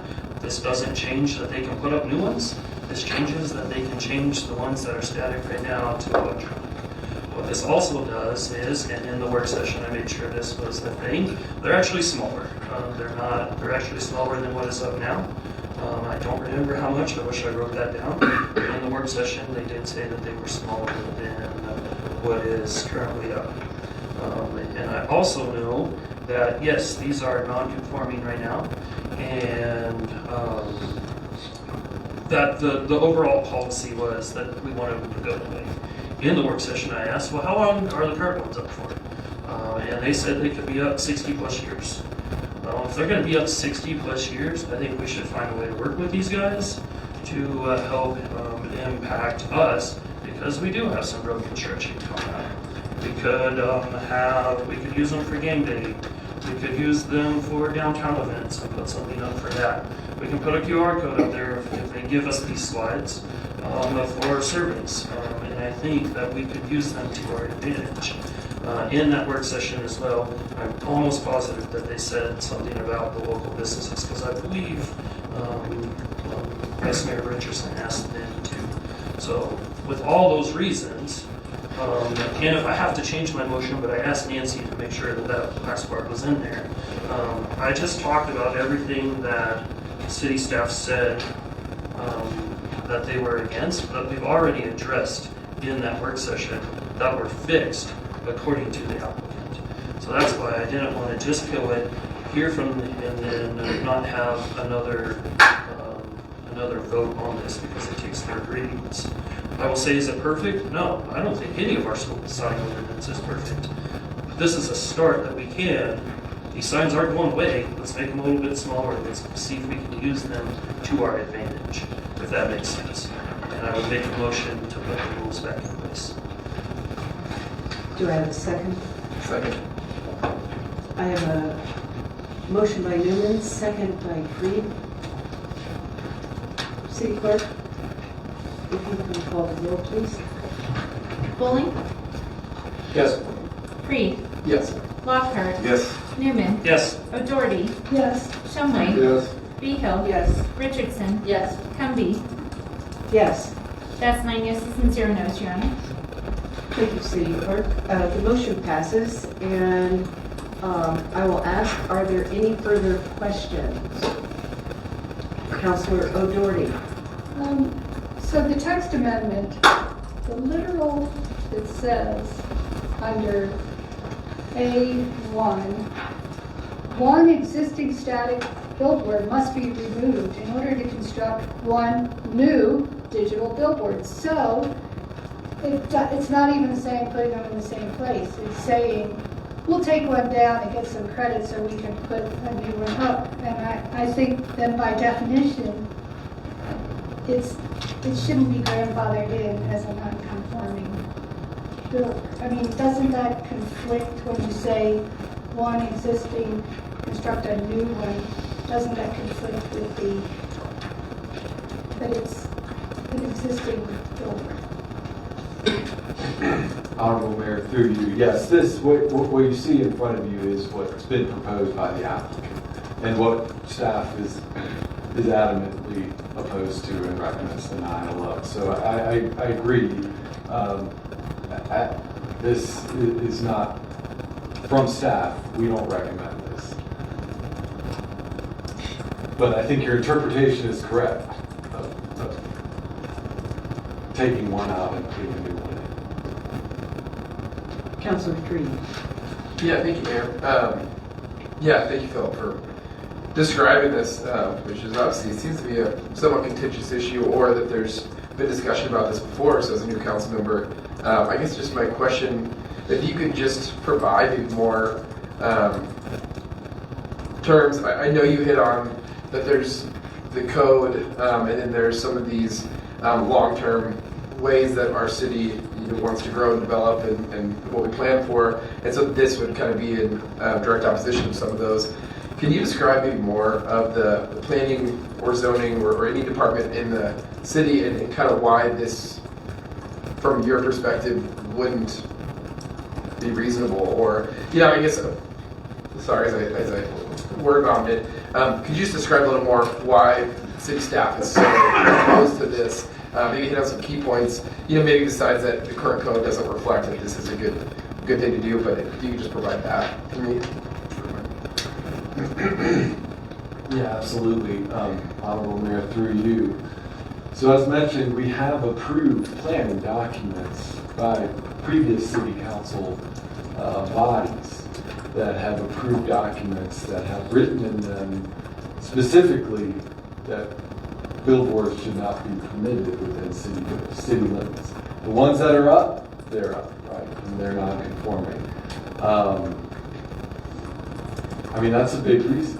I mean, previous councils have adopted and approved plans that speak against the proliferation of billboards. I'd also say that the off-site impact of a digital billboard is a lot different than a static billboard. I mean, you add an element to a billboard, and some of these, if you look at the locations, are located pretty close to residential areas. And our code specifically speaks to electronic messaging centers like the one at University Plaza that you see that is at street grade, right? It's a monument sign, but it has changing. It's an electronic messaging center. We have code, or in city code, there is wording that speaks directly to off-site impacts of light to neighboring residential areas. We don't even have that for billboards that are 25, 30 feet in the air, which aren't obstructed by anything. So the off-site impact of a digital billboard is unquestionably far greater than a static billboard. I would say, again, to reiterate the fact that if this is approved in whatever form, we're weakening our sign ordinance, we're watering it now. And it was written for a reason. I'll just give a quick example of, in our research. If any of you have driven I-70, right, across the country, you're getting close to St. Louis, right? The billboards start popping up. It seems like every 100 feet, it seems like. And what's interesting is they went through a similar situation where they were going to ban billboards, right, from being even on the interstate. And while it takes a public process, right, it's 3 meetings for us and the lead up and the back. And within that period of time, hundreds of billboards were erected, and it was banned eventually, but now you have what you have there now. I use that as an example because they are clever. I mean, the applicant's letter states that it's the modern way that cities are going with their sign codes, but I would say, and even across the hill in Cheyenne, their code reads, if you want to put it, you can put a digital billboard up, but you need to take 3 static billboards away. That's what their code is. That's not what's presented. If it was, I would say we would be in a different boat, right? I would say if we want to go that route, I would welcome the applicant to revise their ordinance text amendment to reflect that. But yeah, so those are some reasons, council member, if that's sufficient. Mayor, can I follow up? Follow-up, yes. Thank you, Mayor. Thank you, Council. Thank you so much for that. And just a quick question on that. So, in your understanding of this, would you say, or do you feel comfortable saying that the city could be open to figuring out how to work with electronic billboards, but the way this is currently proposed, there's a lot of reasons that you've described today that the planning department doesn't feel like this is a reasonable ordinance. Is that maybe a summation that you feel comfortable saying? Honorable Mayor, through you again, I think there are several points in this, in the nonconformity section that, if altered, I think planning staff could get behind. Size, the amount of them, taking some out to replace them. I mean, the size itself, we currently allow monument sign, EMCs, electronic messaging centers, I believe up to 75 square feet. If we want to do that, if that's what a billboard, digital billboard's going to entail, I would say, I mean, right now it says a digital billboard shall not exceed 242 square feet. If we want to go to 75 square feet, would it be different? Absolutely. And I think that's what, in 3 readings, if this body wants to go that direction, I think that's what planning staff is going to push and present at second reading, is if we do want to work with the applicant, we would need some guidance this evening on specific changes that you'd like us to look into and propose, and then we can bring that back. Councilor Lockhart. Thank you, Mayor. Thank you, Philip. You had mentioned Cheyenne just now. So one of the things you mentioned is like if they wanted to put one up, they had to take down 5. Well, how many do they have? We're talking 5 billboards here in a town of 30,000. There's 60,000 people over there. How many billboards do they have? I mean, is it even relative to this discussion? The number. Honorable Mayor, I don't have the number of billboards over there, but it was 3. The removal of 3. So it wasn't 1-to-1, but I think, yeah, we have 5, so that would significantly drop the amount. I'm not sure the applicant would be in favor of that, but. Councilor Bowley. Thank you, Mayor, and thank you, Philip. I'm a little bit of 2 minds here, and there's some things I require clarification on, and I will do my best to ask also a question, not just make this a comment. It was mentioned in your original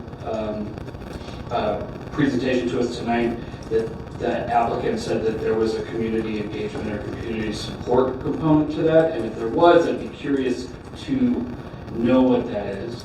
And I'm sure you have an answer to it, Councilor Newman. So, but I'll try and get through first. I also think that Councilor O'Doherty asked for some clarification as to whether or not taking it down a billboard meant putting one up in the same place, or if it was take one down and put one up in another location, and I think that's important to clarify. There's a part of me that is, and I'll try and be brief here, there's a part of me here that thinks about the ease of access around maybe the fees associated with getting advertisements on a billboard for smaller groups, for community groups. And if this ends up lowering those fees, I could see that being advantageous in some respect. But I think my question, and maybe this is a longer question for the Planning Commission, but if the intention of previously written code and or zoning from the council recommendations was the eventual removal of these, but as Councilor, I think Newman stated that they could be up for 60 plus years, what would be the process necessary from the city and the Planning Commission to put a very specific timeline on how long the existing non-conforming billboards are allowed to stay? So I apologize if that was long-winded. Thank you. That was my question as well. And I would, sorry, Mayor, I would invite a response from Councilor Newman if he has one. Let's, right now, I'd like to keep the response with Philip and then possibly with the applicant. Yes, Honorable Mayor, through you. I will defer the question to public engagement to the applicant's representative, given that we haven't received any information on how that was gathered at this point. As far as nonconformities go, there is no time limit, unfortunately, that can be imposed on a grandfather use or structure such as this. So there's language in there that it can't be expanded, it can't be enlarged, and so forth. But yeah, I mean, they're steel structures, so they will be there for a long time, as the applicants represent, or the representative from Lamar has told us at a previous work session. They're not going anywhere anytime soon.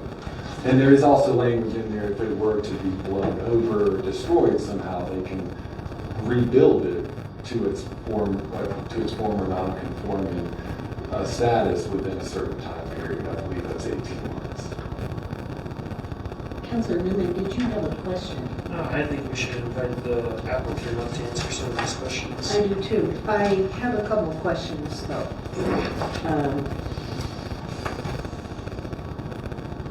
I'm curious when this plan, when this code was initiated, if you have any idea, like how long has this been in effect? Just to get an idea about kind of the transition of council and the council's planning over time. Yes, Honorable Mayor. So this, the billboard regulation has been in place since 2009. Okay. And then I'm curious about if it's been approved through a non-conforming process, then it would seem to me that you can't, that it's approved for a certain site and location, that it's not approved to be moved 4 blocks away, that it's bound to that site. Would that be an accurate assumption? Honorable Mayor, and I believe you're referring to this A1 section in the additional section to the non-conforming. I am referring to that, and I'm just wondering, with the original static sign approval non-conforming, then does it restrict that location? So once that's been approved, is it only approved for that location and no other location? They can't just take a sign and move it someplace else? Yes, Honorable Mayor, that's how it is with there's other non-conforming sections in here. Non-conforming structures, non-conforming parking lots, non-conforming signs. And yes, you're absolutely right. I mean, currently they can't be enlarged, moved, or altered in any way.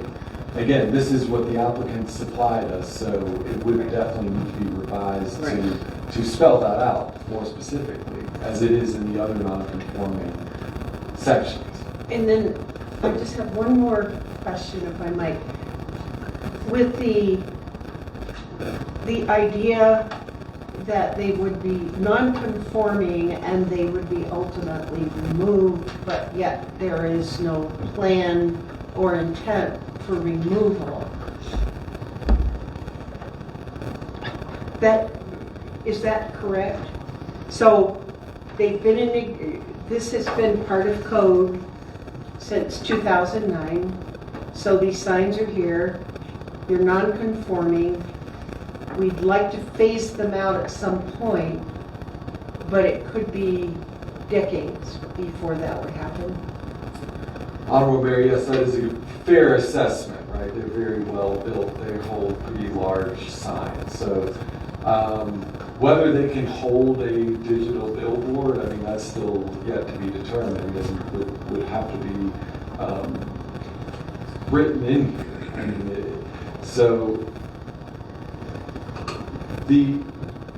keeping it non-conforming and not adopting this would one day remove them, right? I mean, at some point in time, they need to be replaced, and they're not allowed to be replaced as such.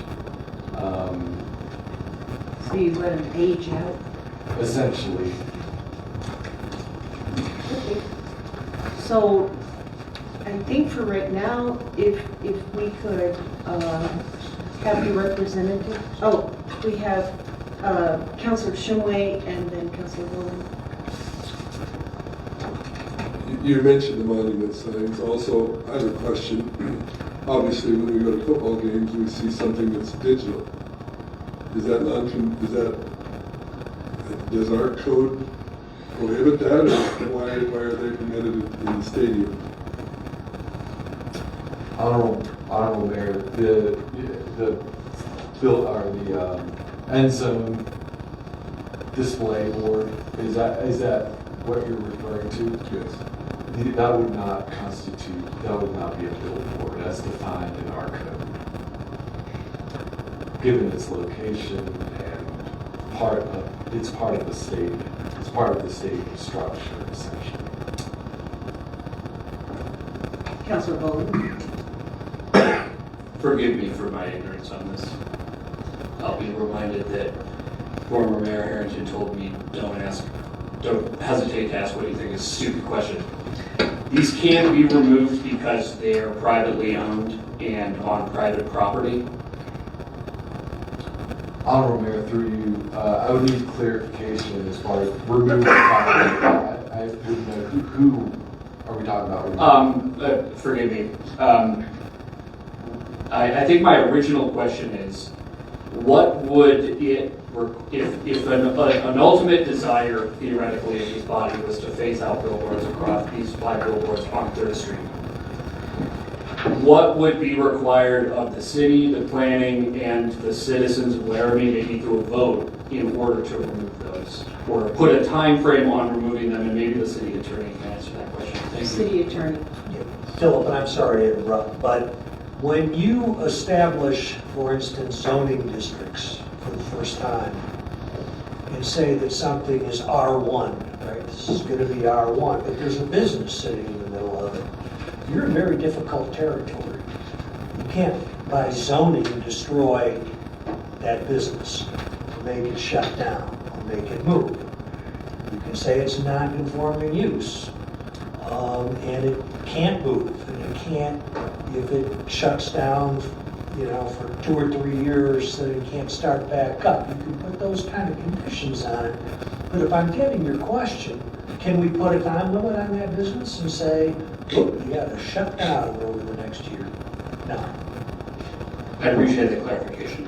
Thank you. So, if we could then speak with the representative for questions. Thank you, Phil.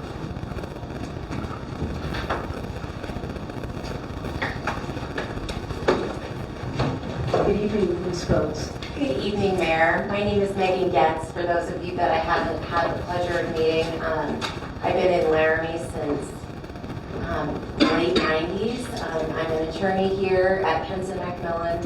I've had the pleasure of working through a lot of councils, but I think Mr. Shumway has been on all of them. But it's nice to be here tonight. I also want to let you know that with me on Zoom is Jamie Rideout, who is the residential lease manager for Lamar, and Craig Dixon, who is the general manager for Lamar. They are over the hill in Cheyenne. When we were talking about them coming, we decided that tonight I would just ask you what questions you have and try and map out what I think might be a reasonable approach for you all to take, and then they can come back to the next one. In doing so, I know it's the last item on the agenda, and I'm sure that was for a reason. But I'll try and answer those questions as we go, and then you all can direct me as to where you want to go next, and there hopefully is next.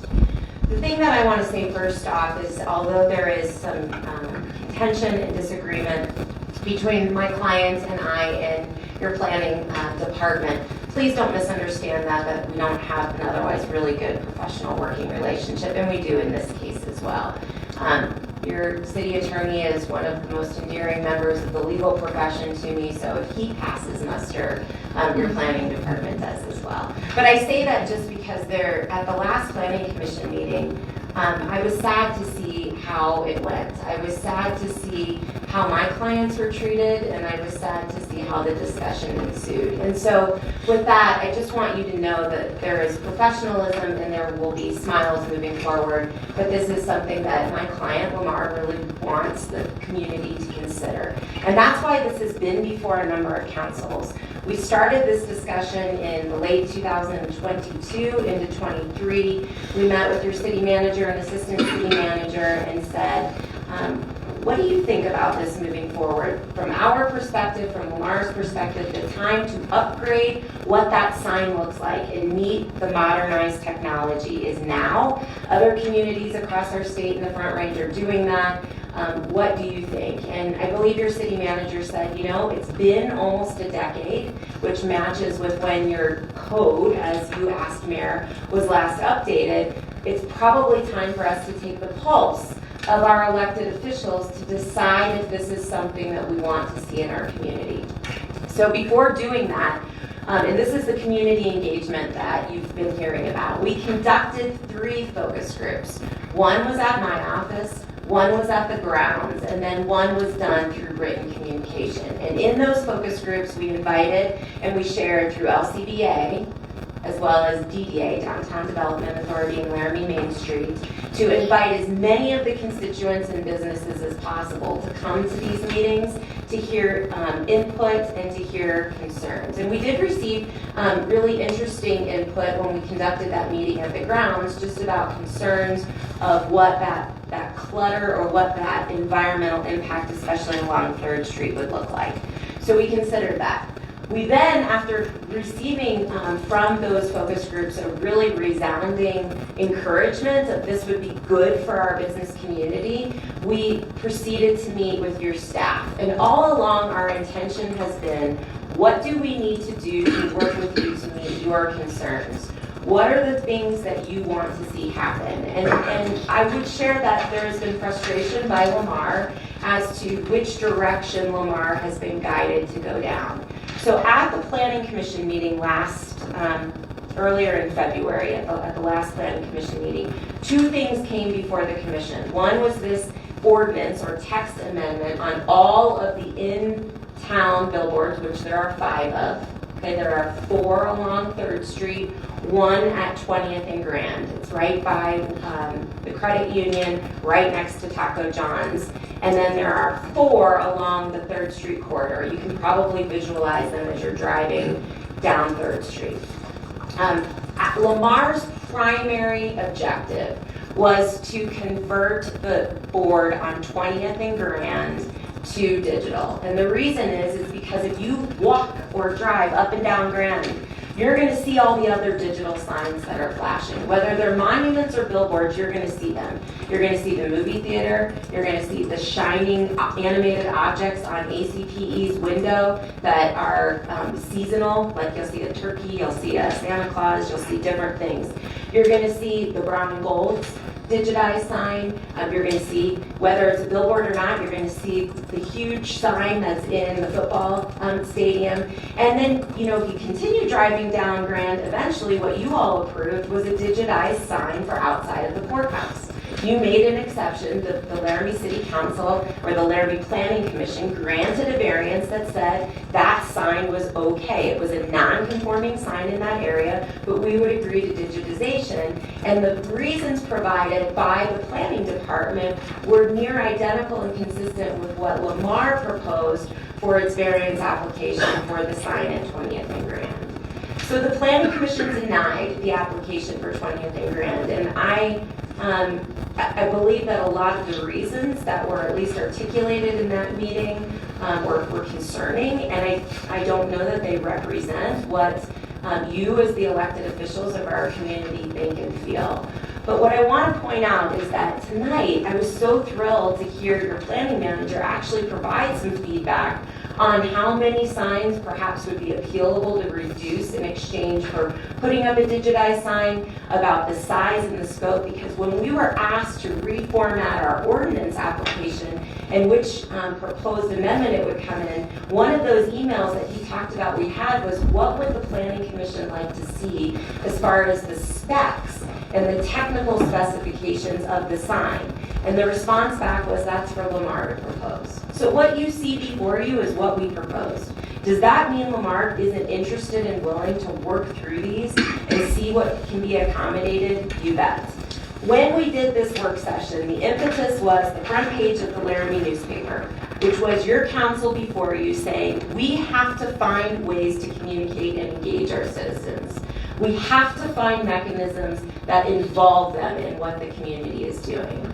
And I know the mayor was here, and you know the comment was, well, how about we deal with the obvious? And I don't mean it was your comment, Mayor, but at that work session it was, we're going to have these signs, as Councilmember Newman said, for 60 plus years. They're not going away. So why not use them in a way that engages the community? Of each sign, the question was asked was how much is local? The statistics showed 93% of the business on billboards is locally owned, operated businesses. That's why along the interstate and along the I-80 corridor, digitized signs don't make sense, because the people that are using billboards generally are your local communities. They're the ones who want to direct you to say, go to the downtown coffee shop today, we're having this sale. Or go to our downtown Main Street, we're having a farmer's market. Those types of things. And so I just wanted to point out that our presentation had technical information, the proposed locations, the details, so the size, how these new signs actually decrease light pollution and actually limit what the residential neighbor to the side might see, the benefits and the safety of them, how it's not traffic involved, etc. So Mayor, I wrote down what the questions were that were asked, and Can we let the councilors ask the questions? Whatever you would like, Your Honor. I think I'd be more comfortable with that. And Mine's real quick. What was that percentage and where did you get it from? the percentage is 93% of Lamar's business is local. Lamar is the only outfit in Laramie that has billboards. So it can very reliably tell you that 93% of its customers or usages are local businesses. And Vice Mayor, if you ask your questions. Thank you. So I've got a follow-up to that one. Of the ones that are in city limits, how many, are those also 93%, or is that? Okay, Yes. great, thank you. And then a quick question on something you had mentioned earlier. I so appreciate that you held the focus groups. How many people were at each of those focus groups? They were back in 23, and so I would not like to say something that was incorrect, so I'd like to get you that information. Great, appreciate that. Senate. Councilor Behill. Yeah, thank you, Mayor. Towards the end of your explanation, you said something like the digital boards would reduce light pollution. Am I right? That's a great question, and we would be willing to bring in, we have the person at Planning Commission who's with Demtronics. So this is not the digitization, and we could show this to you again if you were interested. The digitization is not a video. It's not like a scrolling movie or production that you see.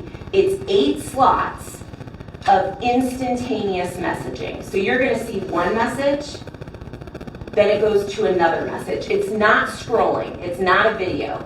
The louvers on the new boards, instead of the static board that just has the light shining up that's actually brighter than the Taco John's and Arby's lights that are next to it, the light itself, and we could bring this in again, is each little component of the board has a louver. And so depending on the time of day, the louver can be censored down so that the light pollution actually goes down as opposed to out, that you're seeing now by the light that shines up and illuminates the board. It can also respond to the day and the night skies. So it goes down and it gets less bright as the night time is there, versus the light that's on now is consistently on. Does that help? But it's really interesting, and for those of you who have seen the workshop, when you look at the module itself, the technology is incredible.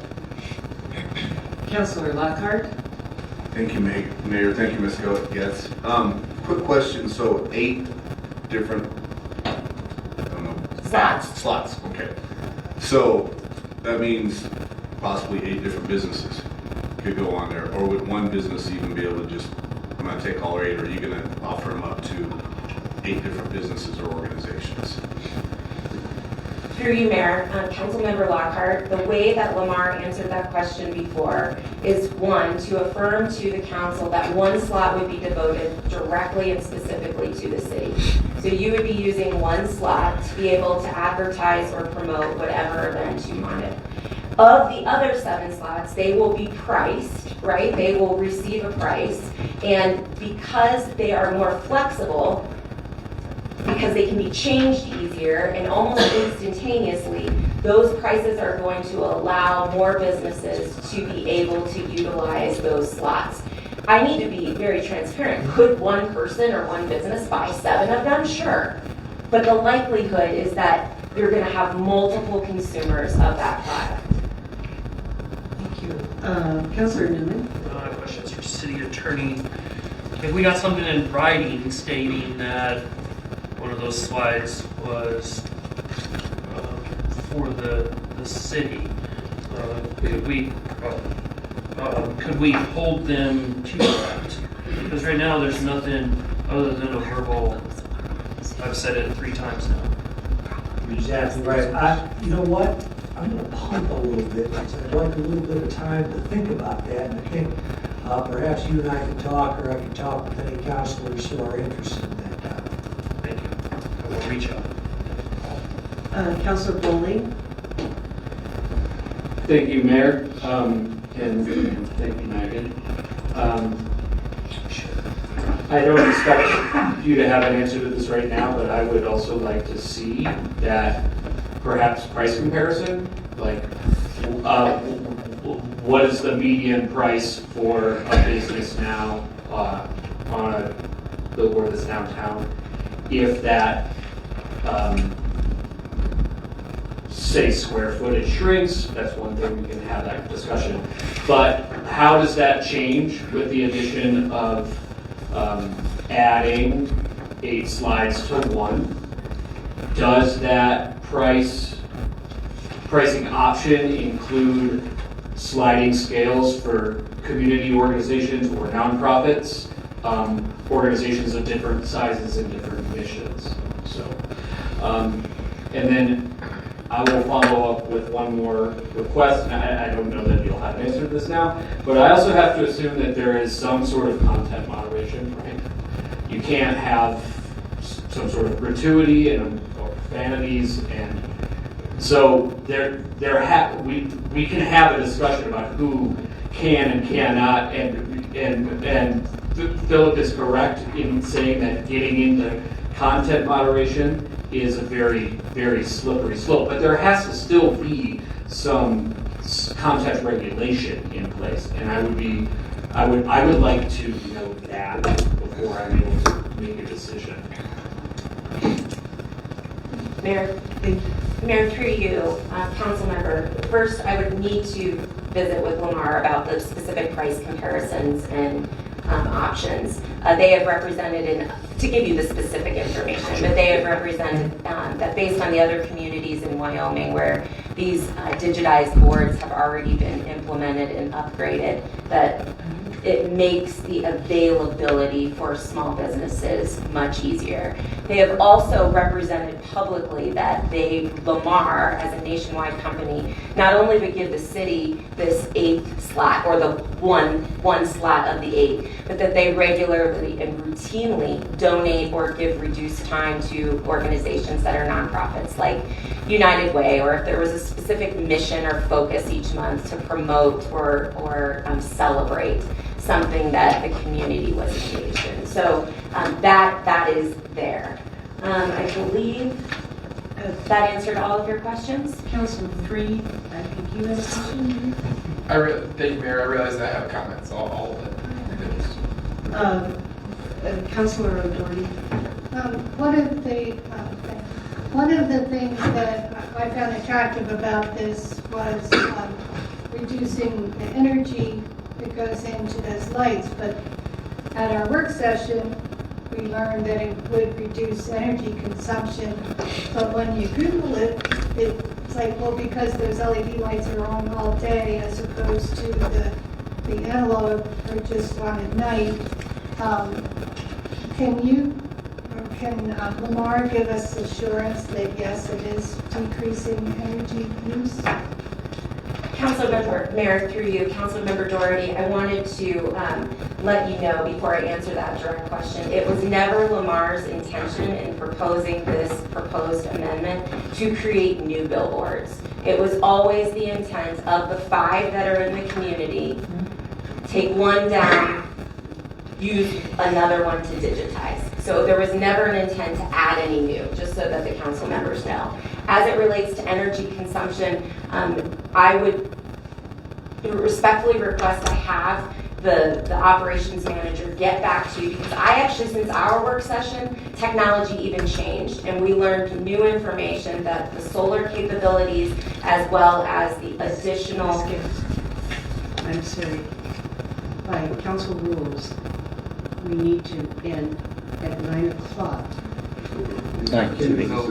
9:30. 9:30. No, Mayor, if I could Yes. clarify, in the rules with an executive session, at the end of your meeting, we end at 9 o'clock unless you suspend the rules to continue until 9:30 and then no new business is introduced. Thank you for clarifying that. So, Except public comment. Council, we would need to suspend the rules to continue. Since we do have an executive session, do I have a motion? Motion. Do I have a second? Second. I have a motion by Newman, a second by Bowling. City Clerk, can you call the roll, I have please? a question on this. Yes. If we were not to suspend the rules, and I'm asking this because there seems to still be a lot of discussion on this, would this then carry over to 3 new meetings? Do you know what I mean? Like, was this, right? Yeah, this item could be tabled until the next session, the next regular meeting, which would be on the 18th of March. Which would still make it the first meeting, so there There would still be 3 meetings, which, and the reason I mention that is because it feels like there's a lot of discussion. It does. And perhaps instead of continuing this to 9:30 while we're all... Point of order, because there was a motion and a second. Yes. There, if we're going to have discussion, it has to be on the motion. Correct. I had some. And it is undebatable to suspend the rules according to the cheat sheets. So then it needs to go to a vote. So we should vote on it, yeah. Call the roll, please. Bowling? Yes. Freed? No. Lockhart? No. Newman? Yes. O'Doherty? Yes. Shumway? No. Behill? No. Richardson? No. Cumby? No. That's 3 yeses and 6 noes, Your Honor. Do I have a motion to table? Yeah, Mayor, I motion to table this to the next meeting. Do I have a second? I second that. I have a motion from Freed, second from Lockhart, to table this discussion until the next meeting on March 18th.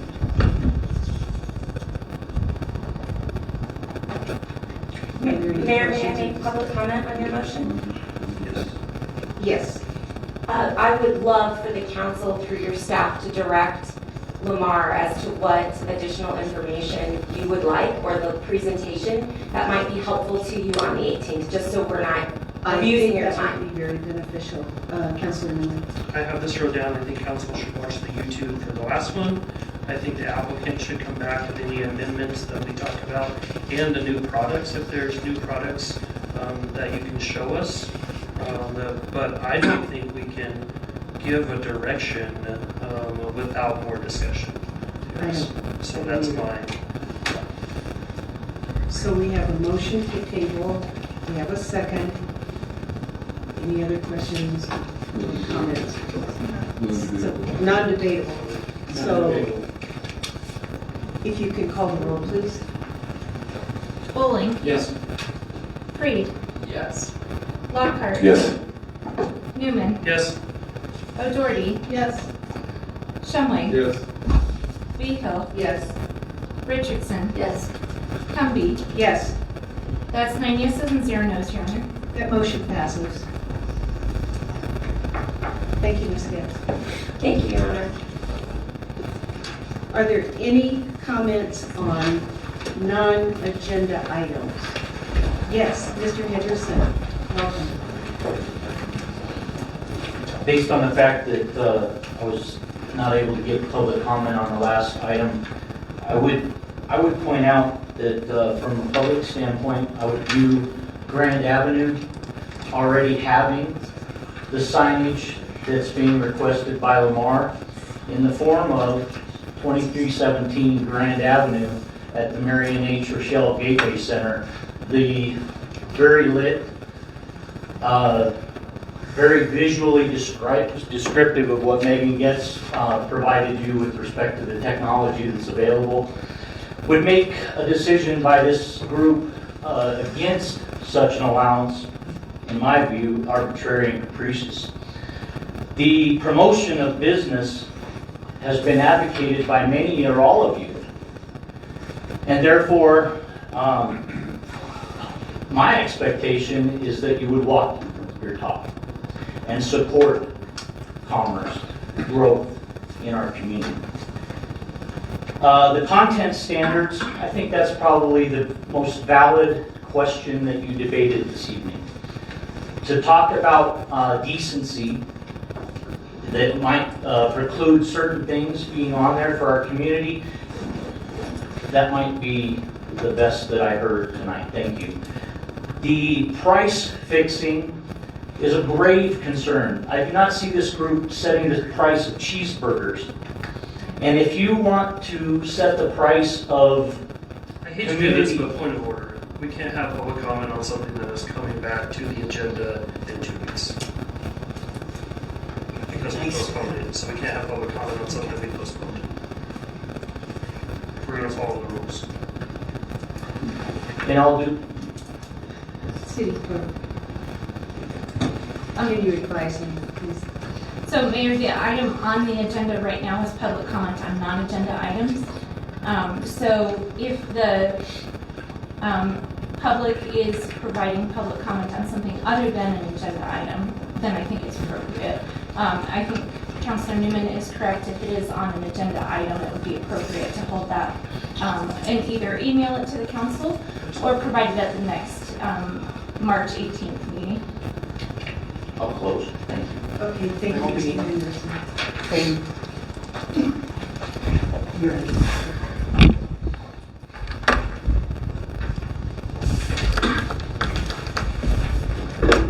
Is there any consideration of future council board topics? Oh, So Mayor, we'll, if we could skip this item due to the time limit that we have tonight. yes.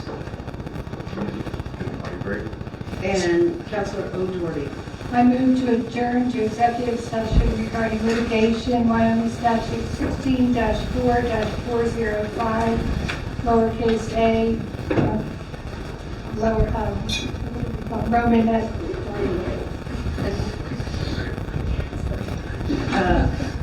Motion by O'Doherty, second by the Vice Mayor. All in favor? Aye. Opposed? We are adjourned.